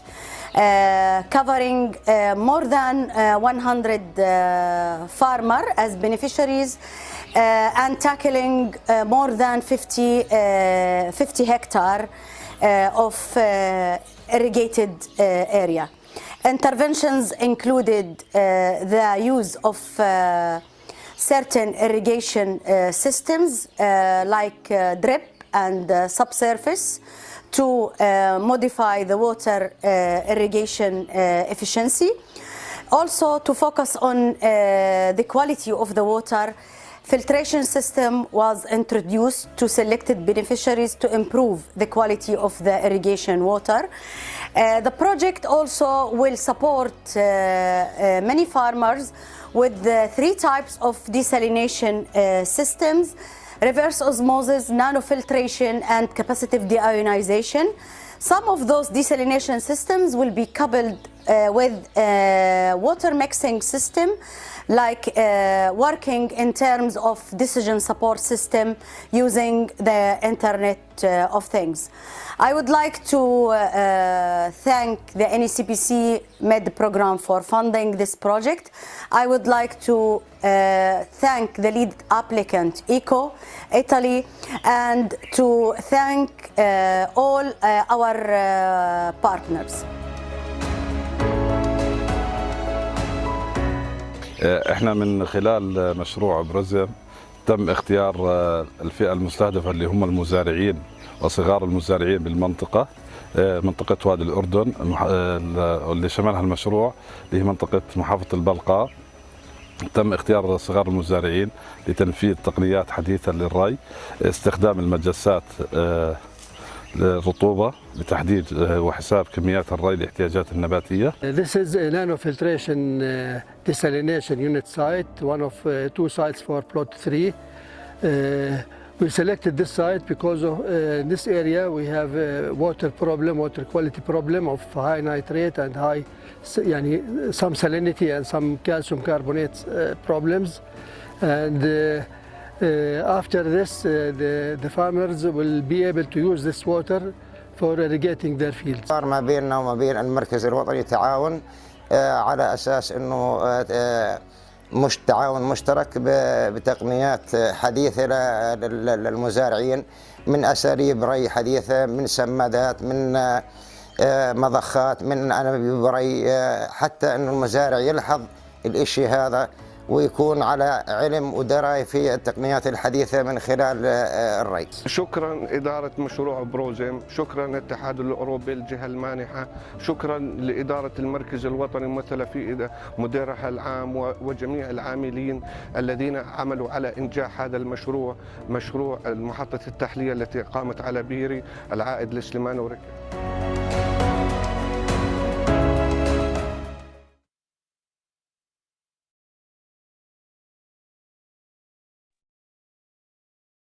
Thank you for this video. I think we had a nice travel, seeing all the participants and seeing some of the projects, what they are doing. Not sure if we have many questions there. I see many intervention projects that are connected to us today. Just to thank everybody and remember that every water drop counts, so all the work is welcome. Thank you. Thank you so much to you, Irene. So every drop counts. That's good, very good message. Thank you for making this session so smooth, and thanks, of course, to the 4 projects that were represented. Bear in mind that this is only a very limited sample of what the 2 projects have to offer in water, and of course bear in mind that what we want now with these results is to capitalize and to go on, of course, with further coastal proposals, not only in our programs but in our initiatives also, and make all these results worse and still more useful for the future. We are a bit behind schedule, but no stress, because we have a pause. We'll skip the pause. I'm just announcing that we will make a shift in the agenda, as Miss Salma Beach will finally intervene before Mr. Esmat El-Karachi. So that's something that will change. But now we are going to have a break. not a coffee break, but a funny break.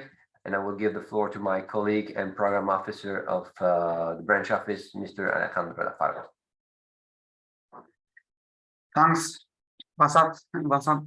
Hello, everyone. So now we go to the other part of the session, which it has to be also more interactive part. So we are going to play all together a quiz, and you have to demonstrate how much you know about water management in the Mediterranean.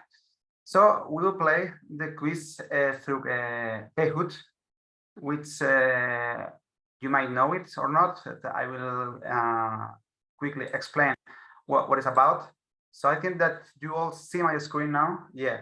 So Kahoot is a website, it's an application where we can all play together.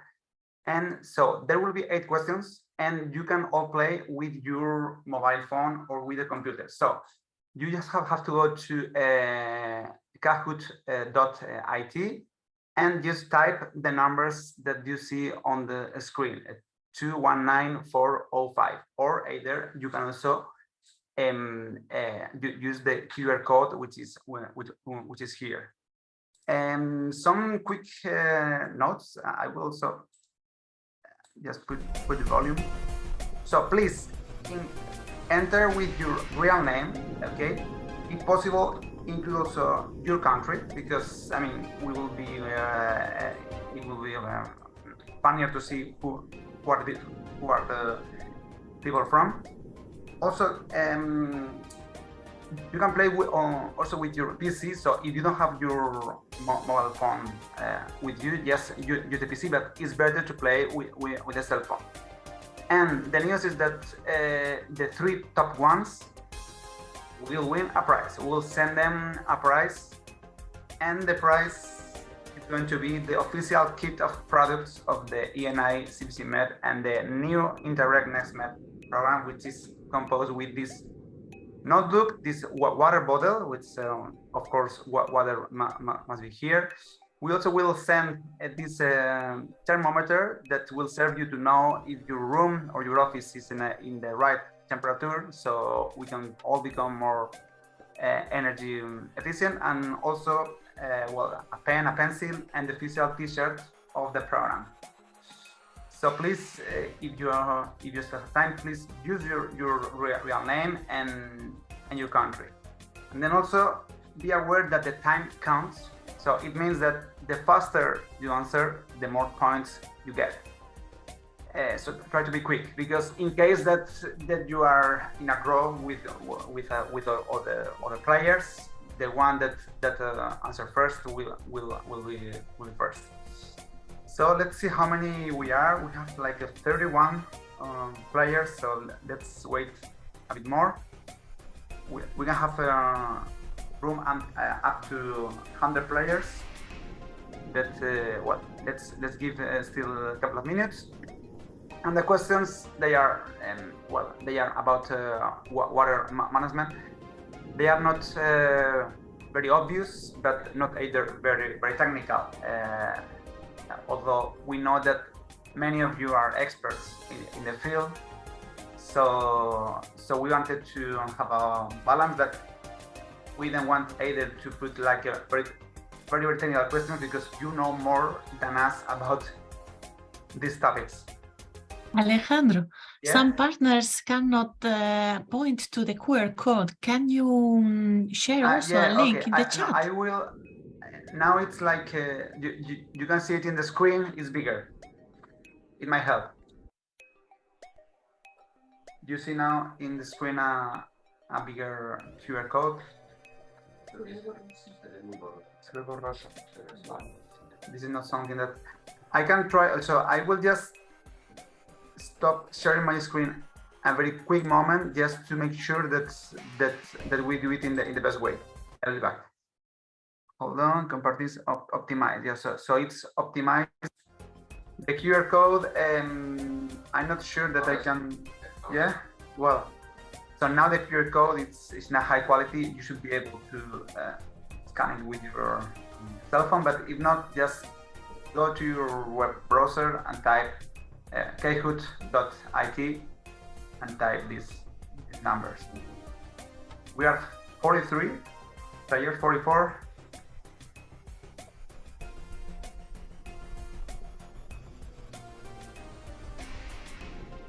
(46).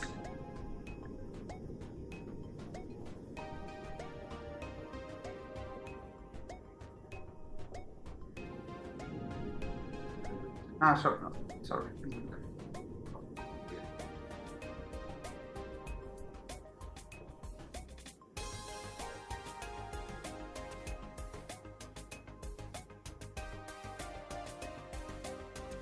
Let's leave still 1 minute more. 8 questions. So if I'm not wrong, you will only see the question in the computer, and with your cell phone you will only have the option to press in any of the 4 answers. So the question will be displayed in the computer, so you have to be like with both the screens at the same time. And if you are playing with the computer, keep in mind that you might have to move between two different tabs. So 20 seconds more, and let's get started.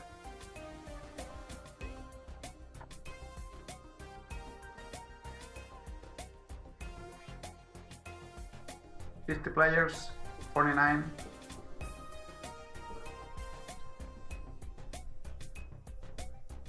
Esto a veces cuando lo porque si no, si lo pongo otra vez, ¿ahora se ve bien? No.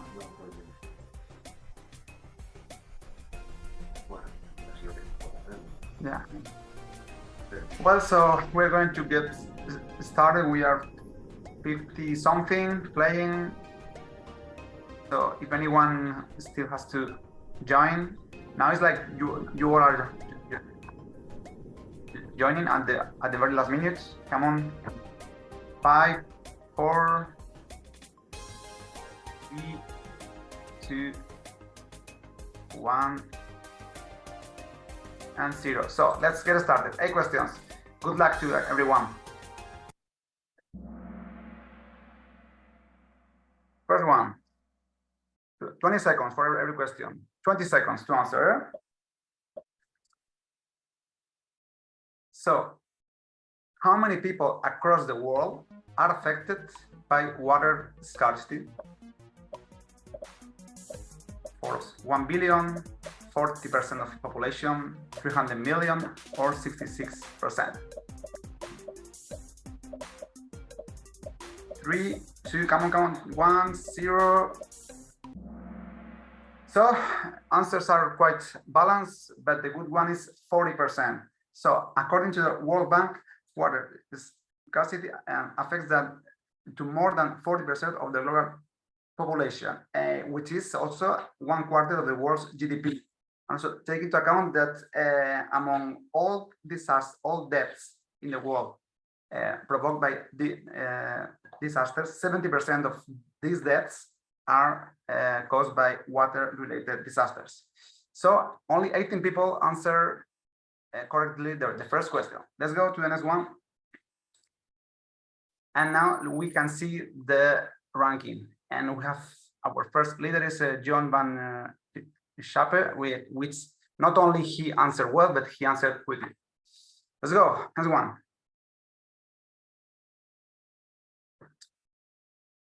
So, which human activity consumes the highest share of global freshwater resources? Industry, animal farming, household human consumption, or agriculture? Which one of these 4? And the good one is, well, in this one, most of you type the right answer. Yes, it's agriculture. Use the major share, which is 69% of global freshwater resources, according to UNESCO, while industry and energy combined withdraw 90% of the world's freshwater. And now we have a new leader, which is Claudia, followed by Al from Italy and Marua from France. Let's see who is the fastest one in the next question. So which of the following countries has the lowest average rainfall? Morocco, Algeria, Tunisia, or Egypt?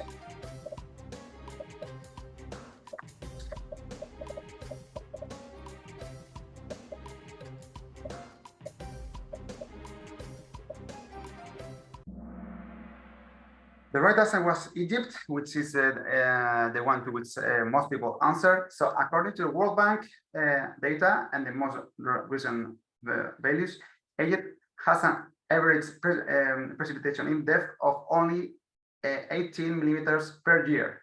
It's not only the lowest in the Mediterranean, but the lowest in the whole world. So let's see who is now the leader. So Claudia remains as the leader, followed by Gentle Leopard 95. Let's see the next question. So which of these Mediterranean countries is home of the largest dam? Egypt, France, Turkey, or Spain?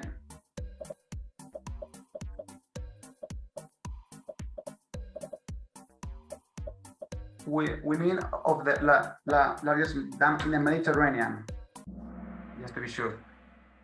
Wow. So in this question, answers were also very balanced, and the good one is Egypt.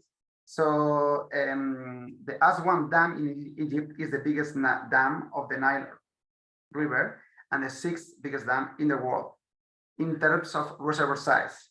This dam contains until 132 billion of cubic meters, and it was built in the 60s. So Egypt was the good answer. So let's see now how it changed. We have a new leader, L75, followed closely by Claudia B and Hassan Awada. Next question. Groundwater is the largest source of liquid freshwater on Earth. And how much does groundwater account for the overall freshwater on Earth? 99, 64, 81, or 75%?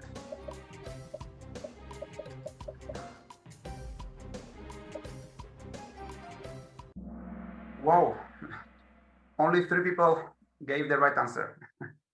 90%.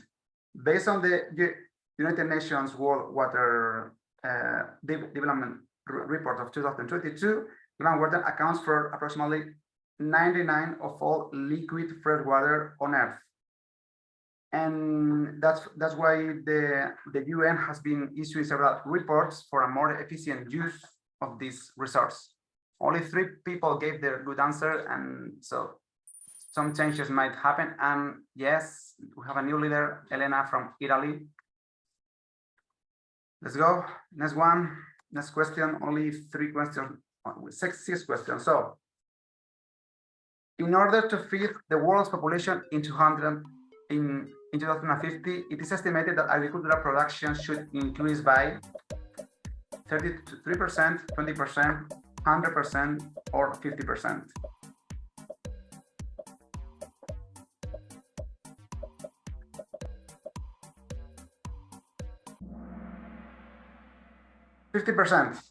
So the World Bank estimates that for 2050, there will be 10 billion inhabitants in the Earth, and feeding them will require a 50% increase in agricultural production.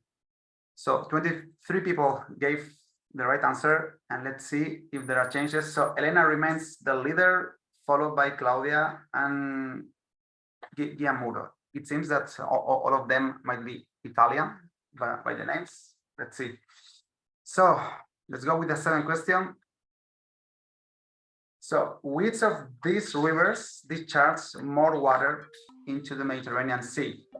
The Po, the Nile, the Ebro, or the Rhone?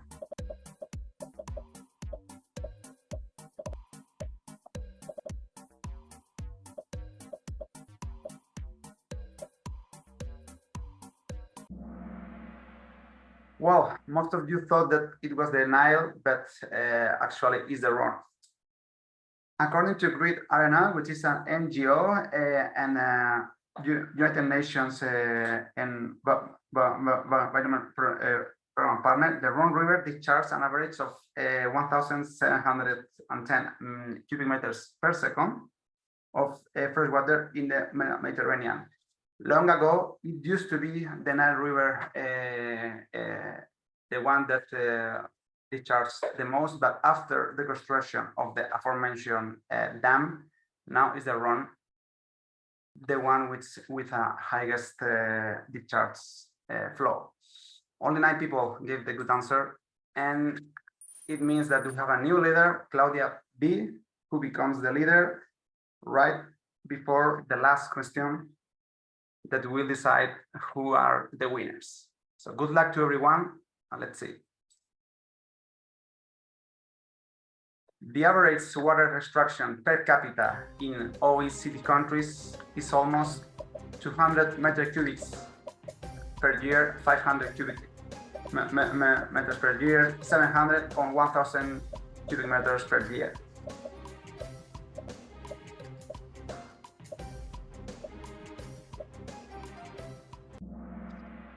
Well, most of you gave the right answer, and actually, I learned. Yeah, so according to the OECD data, water extraction is 699 cubic meters per capita a year in OECD countries, which means that for every one of us, we are extracting for every use, I mean, for every type of use, almost 700,000 liters per year. It's an enormous amount. So now it's time to see who are the winners, and let's see the final podium. So in the third place, we have Elena from Italy. Second place is for L78, and the first place is for Claudia B. So, and the fourth and fifth, Marina and Jan. So, congrats to everyone. Congrats to the 3 winners. Please, the 3 winners, just send me a private message on our email, and we'll see how can we deliver you the prizes. Well, we hope that you enjoyed this activity, and now we'll leave you with the next one. Thank you to all. Alejandro, thank you so much for entertaining us and also bringing us some striking facts for a moment. I think facts are always interesting because they make us think. And very recently, I heard the amount of the quantities of liters of water that we need to produce a single cup of espresso. It was very huge. I don't remember the amount, but it was quite impressive. So it made me think. We are going to go directly to the next one. Before, I see that a couple of you have raised their hands. Unfortunately, we are not going to have time to take questions, I think, but you know that you have the question and answers option. So if you have a very specific question, just share it there and we'll try to respond. Now we are going to pass the floor to Miss Selma Beach. She is a young activist in social and climate change activist, among many others. She is a board member as well as a co-founder of the Mediterranean Youth Network, of the MENA Youth Network, sorry. And she's also a member of the MEDIWAT, which is the Mediterranean Network for Use for Water by the Youth. So Selma, I was very impressed by your resume. In fact, at your age, I had not achieved not even a tiny portion of what you've done.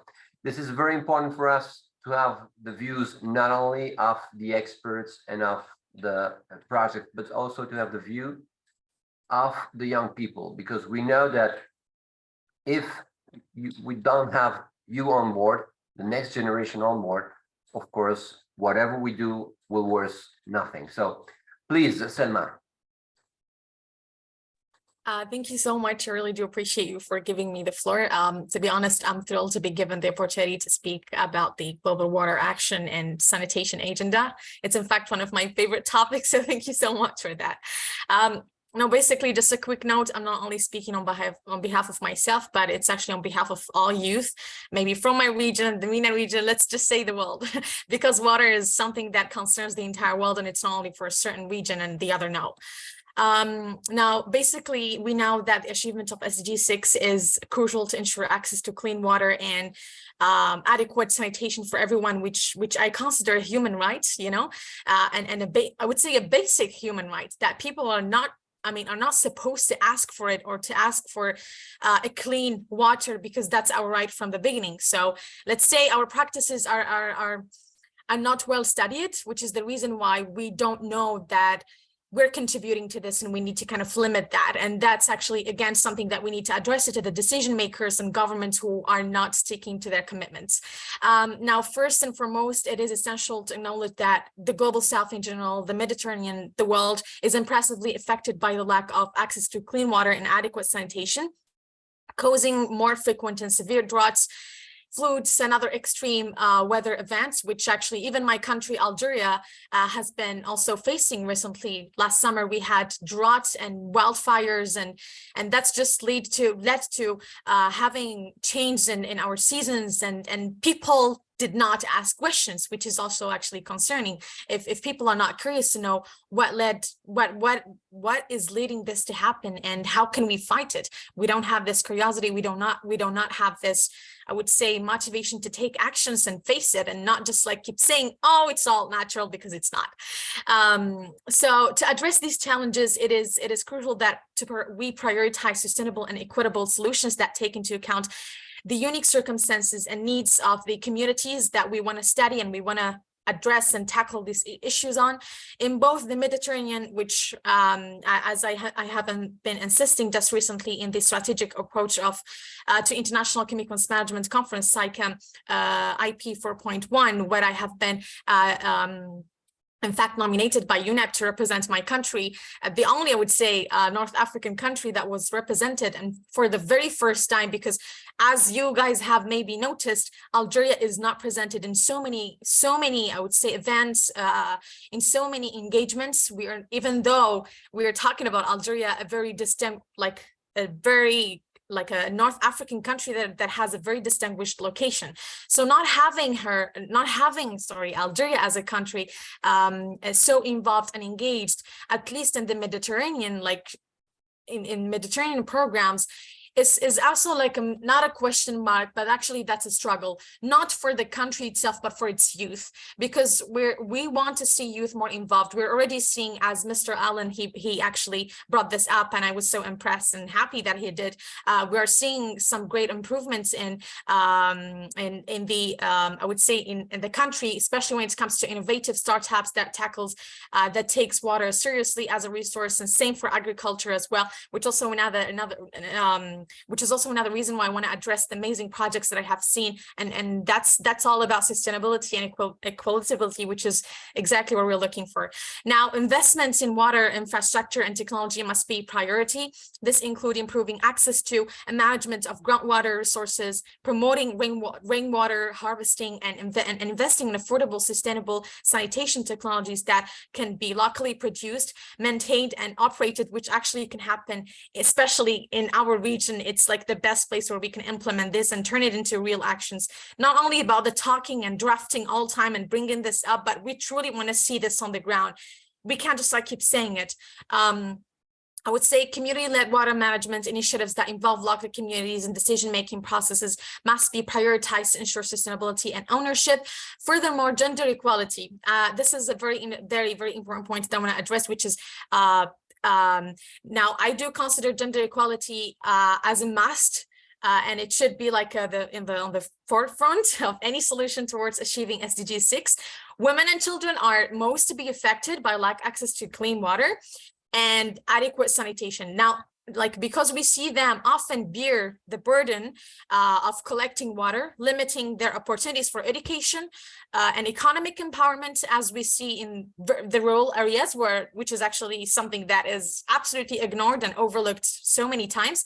Empowering women and youth to be active participants in decision-making processes and benefiting from water and sanitation programs, which include having their proposals involved and implemented. Finally, I would love to emphasize the importance of partnerships and collaborations between governments, civil society organizations, private sector, and actors, I would say, and other stakeholders. And we can see Algeria is not again involved. So like we will be like kind of addressing that specifically to these kind of countries that are having distinguished location, having the resources, but not contributing. Now that's a question mark, why this is happening. You have to do, now it should be something mandatory to get involved. Involve your youth if maybe the decision makers are not having enough time to do this. So, so basically, again, going back to what Mr. Allen said, because he impressed me with his points. Now he actually even gave stats and data that shows, again, we are having really great improvements, not only in my country, but in the in the Mediterranean in general. And that's actually something that gives hope to me as a young activist, because we would love to get more involved. We would love to kind of have technology more involved, because that's our world and that's what we are good at and familiar with. So it would be great to really consider such proposals. I mean, lastly, I would love to say achieving clean water and sanitation is essential to ensure access to clean water and adequate sanitation for everyone, particularly in our region where the need is most urgent. And we must have a focus on community-led initiatives and gender equality. Again, I'm setting reminders, and work collaboratively to achieve this goal where all countries are taken into account with the engagement, the representation of young people's proposals, as well as the implementation. And what I mean by taking into account countries' needs and circumstances, because we can see some countries cannot afford I would say, really implement and take into account certain proposals, because that's the need we have, and that's the only need I would say the lack of needs and the circumstances such countries go through. And as a final word, I would love to say thank you so much again for the invitation. And again, please, trusting youth does worth it. We would love to be more involved in decision making, in decision and policy making. We would love to leave our touch, and we would love to impress you. Just give us the chance to do so, and especially that we're having not any region, we're having a region that represents the future. So we would love to work on that and not just destroy it. So please, we want to get involved. Thank you so much. Thanks to you. I think if there were among us some people that were worried about the future generation after listening to your speech, they will sleep better tonight, because it's really impressive the way you speak and the motivation that you show. We are also happy that you come from Algeria, which is a newcomer for the ENI CBC MED program. It was already an active player for PRIMA, so it's important to us, of course. I would like also to welcome your comments on the gender equality, which is another horizontal aspect for the program, which is quite important, of course. And by the way, now we are going to have the next presentation by Mr. Esmat Karache, and he will talk about what we can do in water in the next program. And there will be a specific strand of one of the calls dedicated to young people. So really, we want and we are sure that the youth will play a very important role in our program, and in particular in the next call. So thank you so much, and we stay in touch. Thanks. We are now coming back to Jordan, where we were before, where we have the branch office of the program for the Eastern Mediterranean. And we will give the floor to Mr. and Dr. Esmat El Karache. He is the coordinator for the branch office of Aqaba in Jordan, and he is an expert in the field. He has been working in the field, and he has a PhD in the field. So he's going to introduce you what you are going to do, what you are going to be able to do or to develop in ENI CBC MED program during the next call. Please, Esma. Thank you, Vincent. I hope you are hearing me well, and good afternoon, guest. And I hope that you're still active to hear from our side about the next programming period. I will share now my presentation, so you can. I will, as I said, I will brief you. I don't know if it is, you can see the whole presentation now. I will brief you today about the next programming period, the Interreg Next MED, and we'll give highlight more on the subject of water and what you can do with the next program in the subject of water. As you heard this morning, from the morning, the cooperation in the Mediterranean is very important, and the Interreg Next Med, we can say, is the third edition of the cooperation programs in the basin, in the area, to enhance cooperation between the two shores of the Mediterranean. And it has started from 2007. Maybe many of you are aware about the ENPI and the ENI. So now we are going to continue with the next programming period, Interreg Next program. The current for the Interreg Next program has, as we said, the aim is to contribute to joint wealth, stability, and security of the region, and to work together between the countries on both shores to work together on the common challenges. The program is managed by the Autonomous Region of Sardinia on behalf of the European Commission, and we have and participating countries. The current programming period has depended on some of the lessons learned from the previous two programs, the ENI and the ENPI, and we will try to share with you some of these important lessons, and that also we hope that it can help you to build your high quality proposal for the next program. Close cooperation between countries and between organizations is a very crucial factor that will pave the way in order to reshape the regional vision or the whole vision of many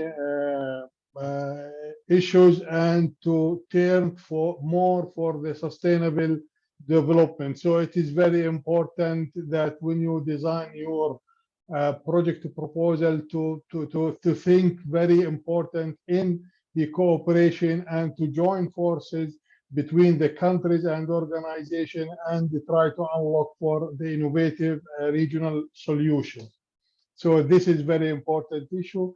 The second lessons we have learned from the previous two programs, that youth they are a very and a key player in the basin, that can bring changes to the solution and to raise awareness to accept these innovative and very innovative solutions. So we would like to involve the youth in the project proposal, in the activities of the next programming period.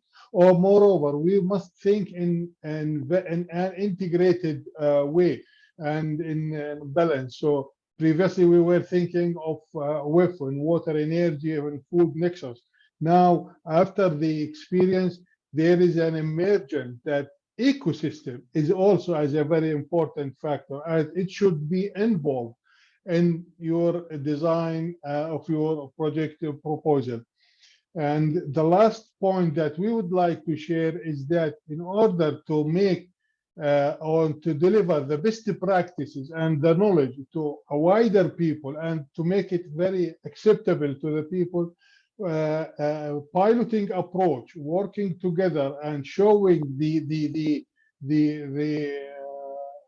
people and the relevant stakeholder is an important and a crucial issue. So let us also, while you design your project proposal, let us think of piloting and approach, and this piloting approach also will help the researcher and the scientist to improve their work before full rollout and scaling up the results. So this is a very important lessons learned. We would like, if you can consider while you're building your project proposal. As we said that the Interreg next programming period is the next period is the next program and next opportunity for cooperation. And the program has an aspiring vision of contributing for a smart, sustainable, and equal development in the Mediterranean basin by supporting common projects and sustainable cooperation between the different stakeholders. The program, the cooperation area, as you may have this morning, is now 15 participating countries with more than 90 eligible territories, with occupied more than 200 million inhabitants living in the cooperation area. So this is a very wide and very complex cooperation area, and in this map you can see in this dark yellow the whole participating 15 participating countries, starting from Algeria, Cyprus, Egypt, France, Greece, Israel, Italy, Jordan, Lebanon, Malta, Palestine, Portugal, Spain, Tunisia, and Turkey. As you heard earlier, in this new programming period, we have newcomers, we have Algeria and Turkey, and with this participation of these new countries, we would like to increase the impact of the objective of the program in the Mediterranean basin.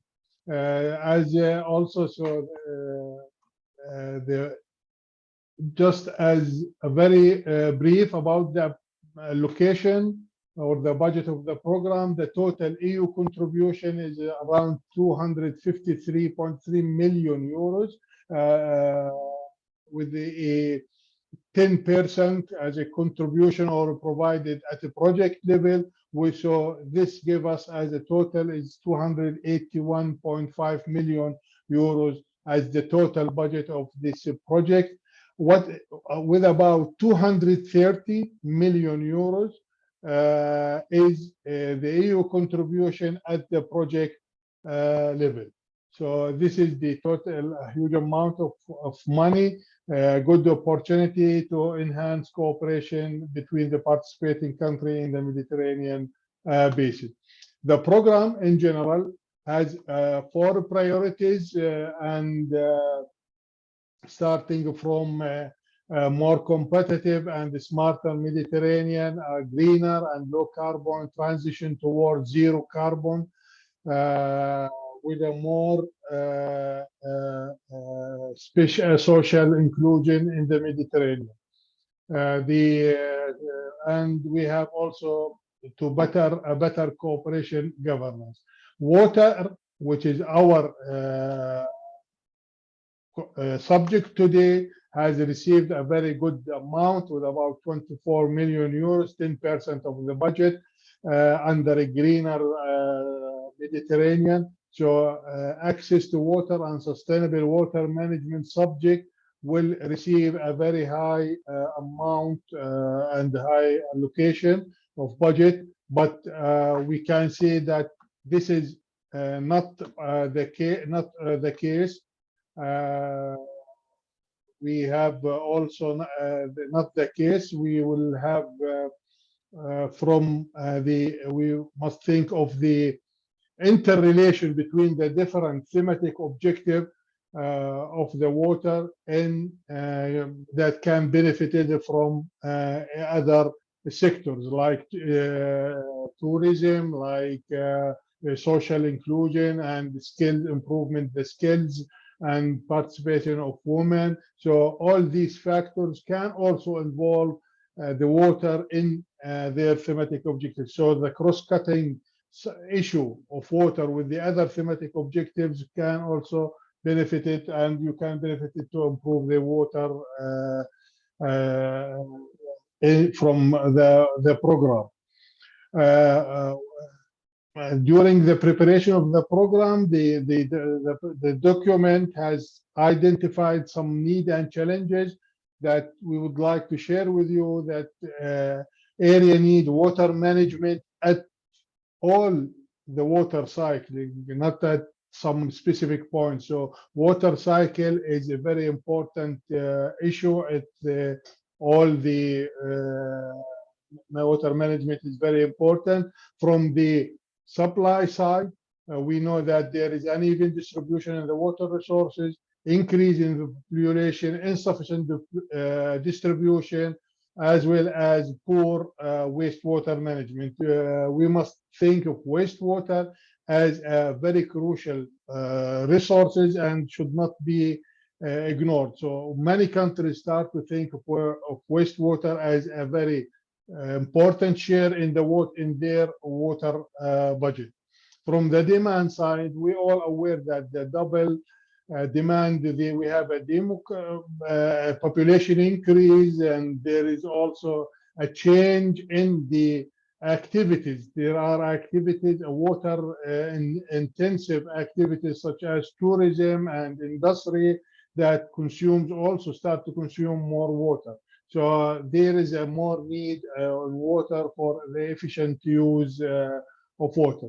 Besides this, the document has highlighted the importance and of let's say humble governance and in the decision making relating the water management at different national levels. And one of the important witnesses that has been seen that there is an inadequate allocation at the public budgetary resources toward the sustainable water management. So this is the need and challenges that the program has identified and will be used as a guideline for to help in designing a very good proposal for the next program.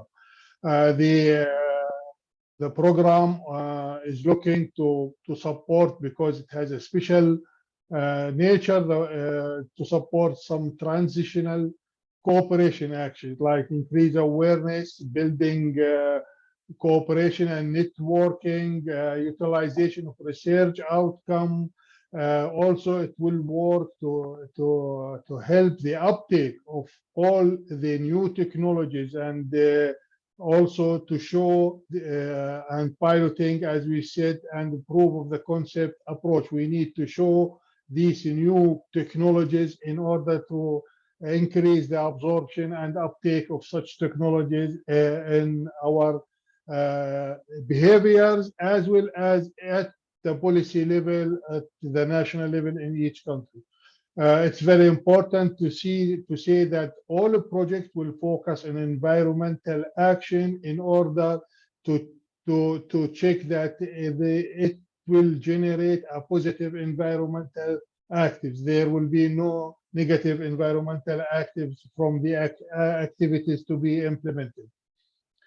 Examples of some actions that could be supported, as we said, piloting, implementation pilots to demonstrate benefits, whatever technical, financial, environmental, regarding the water management.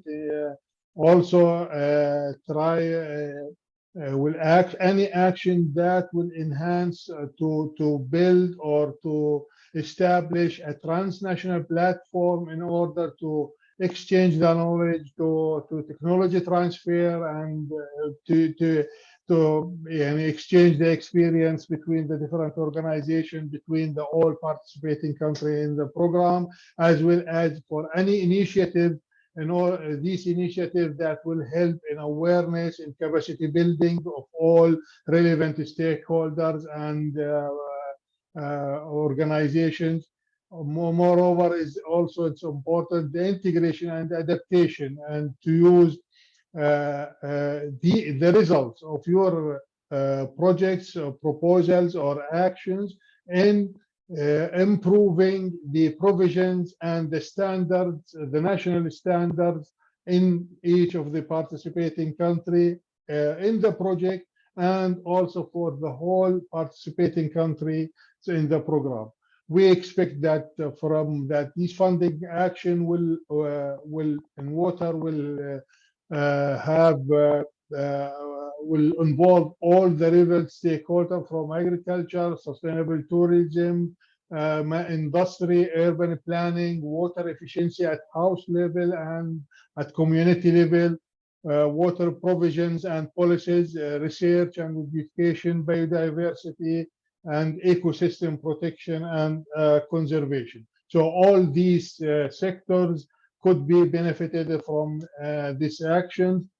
As we said, that all the expected results from such actions to be implemented from the proposal is to increase the awareness and capacity, as well as the cooperation, improve the condition for technology and best practices uptake. The result should contribute to the relevant EU policies and strategies, to the UN Sustainable Development, the SDGs, especially 16, 13, and 14, 6 and 13 and 14, the regional framework like Barcelona Convention, UFM Declaration, and EU initiatives such as MED. Also, the program will ensure the compliance with the main principles like human rights, gender, anti-discrimination. So all the program will ensure compliance with these principles. I'm sorry I went very quickly in the presentation due to the time limitation, but as we said, we will have once all the administrative work is approved, we will start in each country an awareness event between the managing authority, the branch office in Valencia, and the branch office in the Eastern Mediterranean in Aqaba, and to give more detailed information and more training how to submit for the new program. Thank you, and please continue following us on our website for any further information. And thank you. Thank you so much, Esmat, for this very complete presentation. And well, as already mentioned by you, of course, all the program structures are available. If you have any type of question, the call will be launched in a few months. Of course, just be a little bit more patient, and we are coming. I will leave it here from my side, and I would like to give now the floor to Mr. Marco Orlando, which is a thematic program officer for PRIMA, and we would really like PRIMA to have the final words, the final speech for this event. And I just finished by thanking you again, PRIMA, and of course all the assistants, and see you very soon. Thank you very much, Vincent, for giving me the floor. And well, I know that everyone is tired. We are lagging. No, we are a bit late, so I will try to be focused in my intervention. Of course, I will try to wrap things up and of course, you know, identify some possible ways forward for our collaboration between the two programs. Before I go to that, let me thank you again for proposing the organization of this webinar. Yes, we met a couple of months ago in Barcelona during the PRIMA Info Day when we launched the calls. And of course, you are right, as you said, today is the deadline to submit the Section 1 project proposals to the Section 1 call. There's still 1 week before the Section 2 call deadline. But also we will soon start working on the annual work plan for next year, and we can expect that the new calls will be launched, let's say, December 2023, more or less. So I invite everyone who is connected to from time to time in the last quarter of the year to check the PRIMA website or get in touch with us to get any updates on the launch of the new calls. I'm very happy today we had a chance to hear different voices. We heard from the project representatives, the project coordinators. I mean, we had some examples of solutions on the ground, different solutions addressing different challenges. Though we could say that these are common challenges. So one of the most important lessons I think for us is that this is a proof that the problems that we are facing in terms of water management are shared, are common across the region. And it's very important what we are doing as programs, that we are funding projects that are co-developing, co-creating solutions that are bridging the shores of the Mediterranean. So I think this is very important, and we can consider PRIMA and ENI CBC MED, although different programs, from the thematic point of view, although there is a thematic overlap as well, but ENI CBC MED focuses on maybe a broader range of topics. We could say that these are twin programs. We are working in the same countries. We are addressing problems faced by these countries. So it's, I think, imperative for us to seek ways to collaborate more in the future. Of course, I think that just throwing some ideas here, but I'm sure that we will be speaking after this webinar and see how we can, work concretely on the ground. Of course, I think that we need to aim at having more impact because of what I just said, that there is a geographic and thematic overlap, and we are kind of twin programs, and it doesn't make sense to work in a silo, to work separately. Of course, we're injecting resources into research and innovation projects. What we are mainly taking care of in PRIMA, also yourselves, but again, you're also financing other types of projects, for example, addressing entrepreneurship. So it's very good to see how these cross-cutting issues can be brought together with more scientific projects. Of course, we can work to increase joint dissemination of project results. What we did today was very good.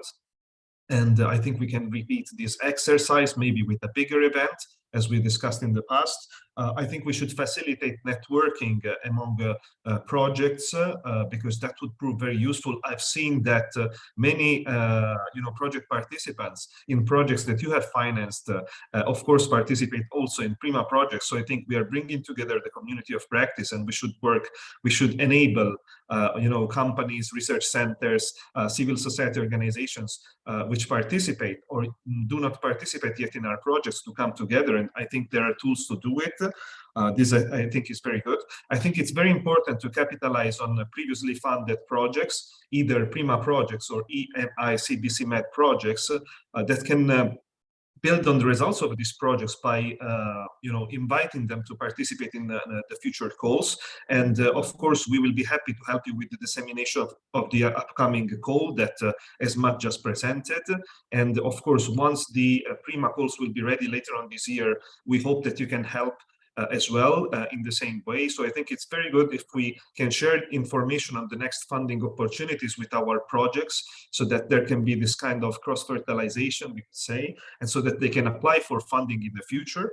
I think it's very important also, we heard from Salma, we heard from Alain, we heard from stakeholders at the end of the day. We heard the voice of youth, we heard the voice of Alain, and of course the Mediterranean Institute of Water gathers local and national authorities, utilities, and other stakeholders. So I think it's important that we also work to make sure that what we do through our projects, all these results, all of these solutions, they get to they are kind of visible to stakeholders, potential adopters, and users. So I'm sure that today we started a collaboration that can be fruitful in the future. And of course, I look forward to receiving your ideas on how we can bring, things to the next level.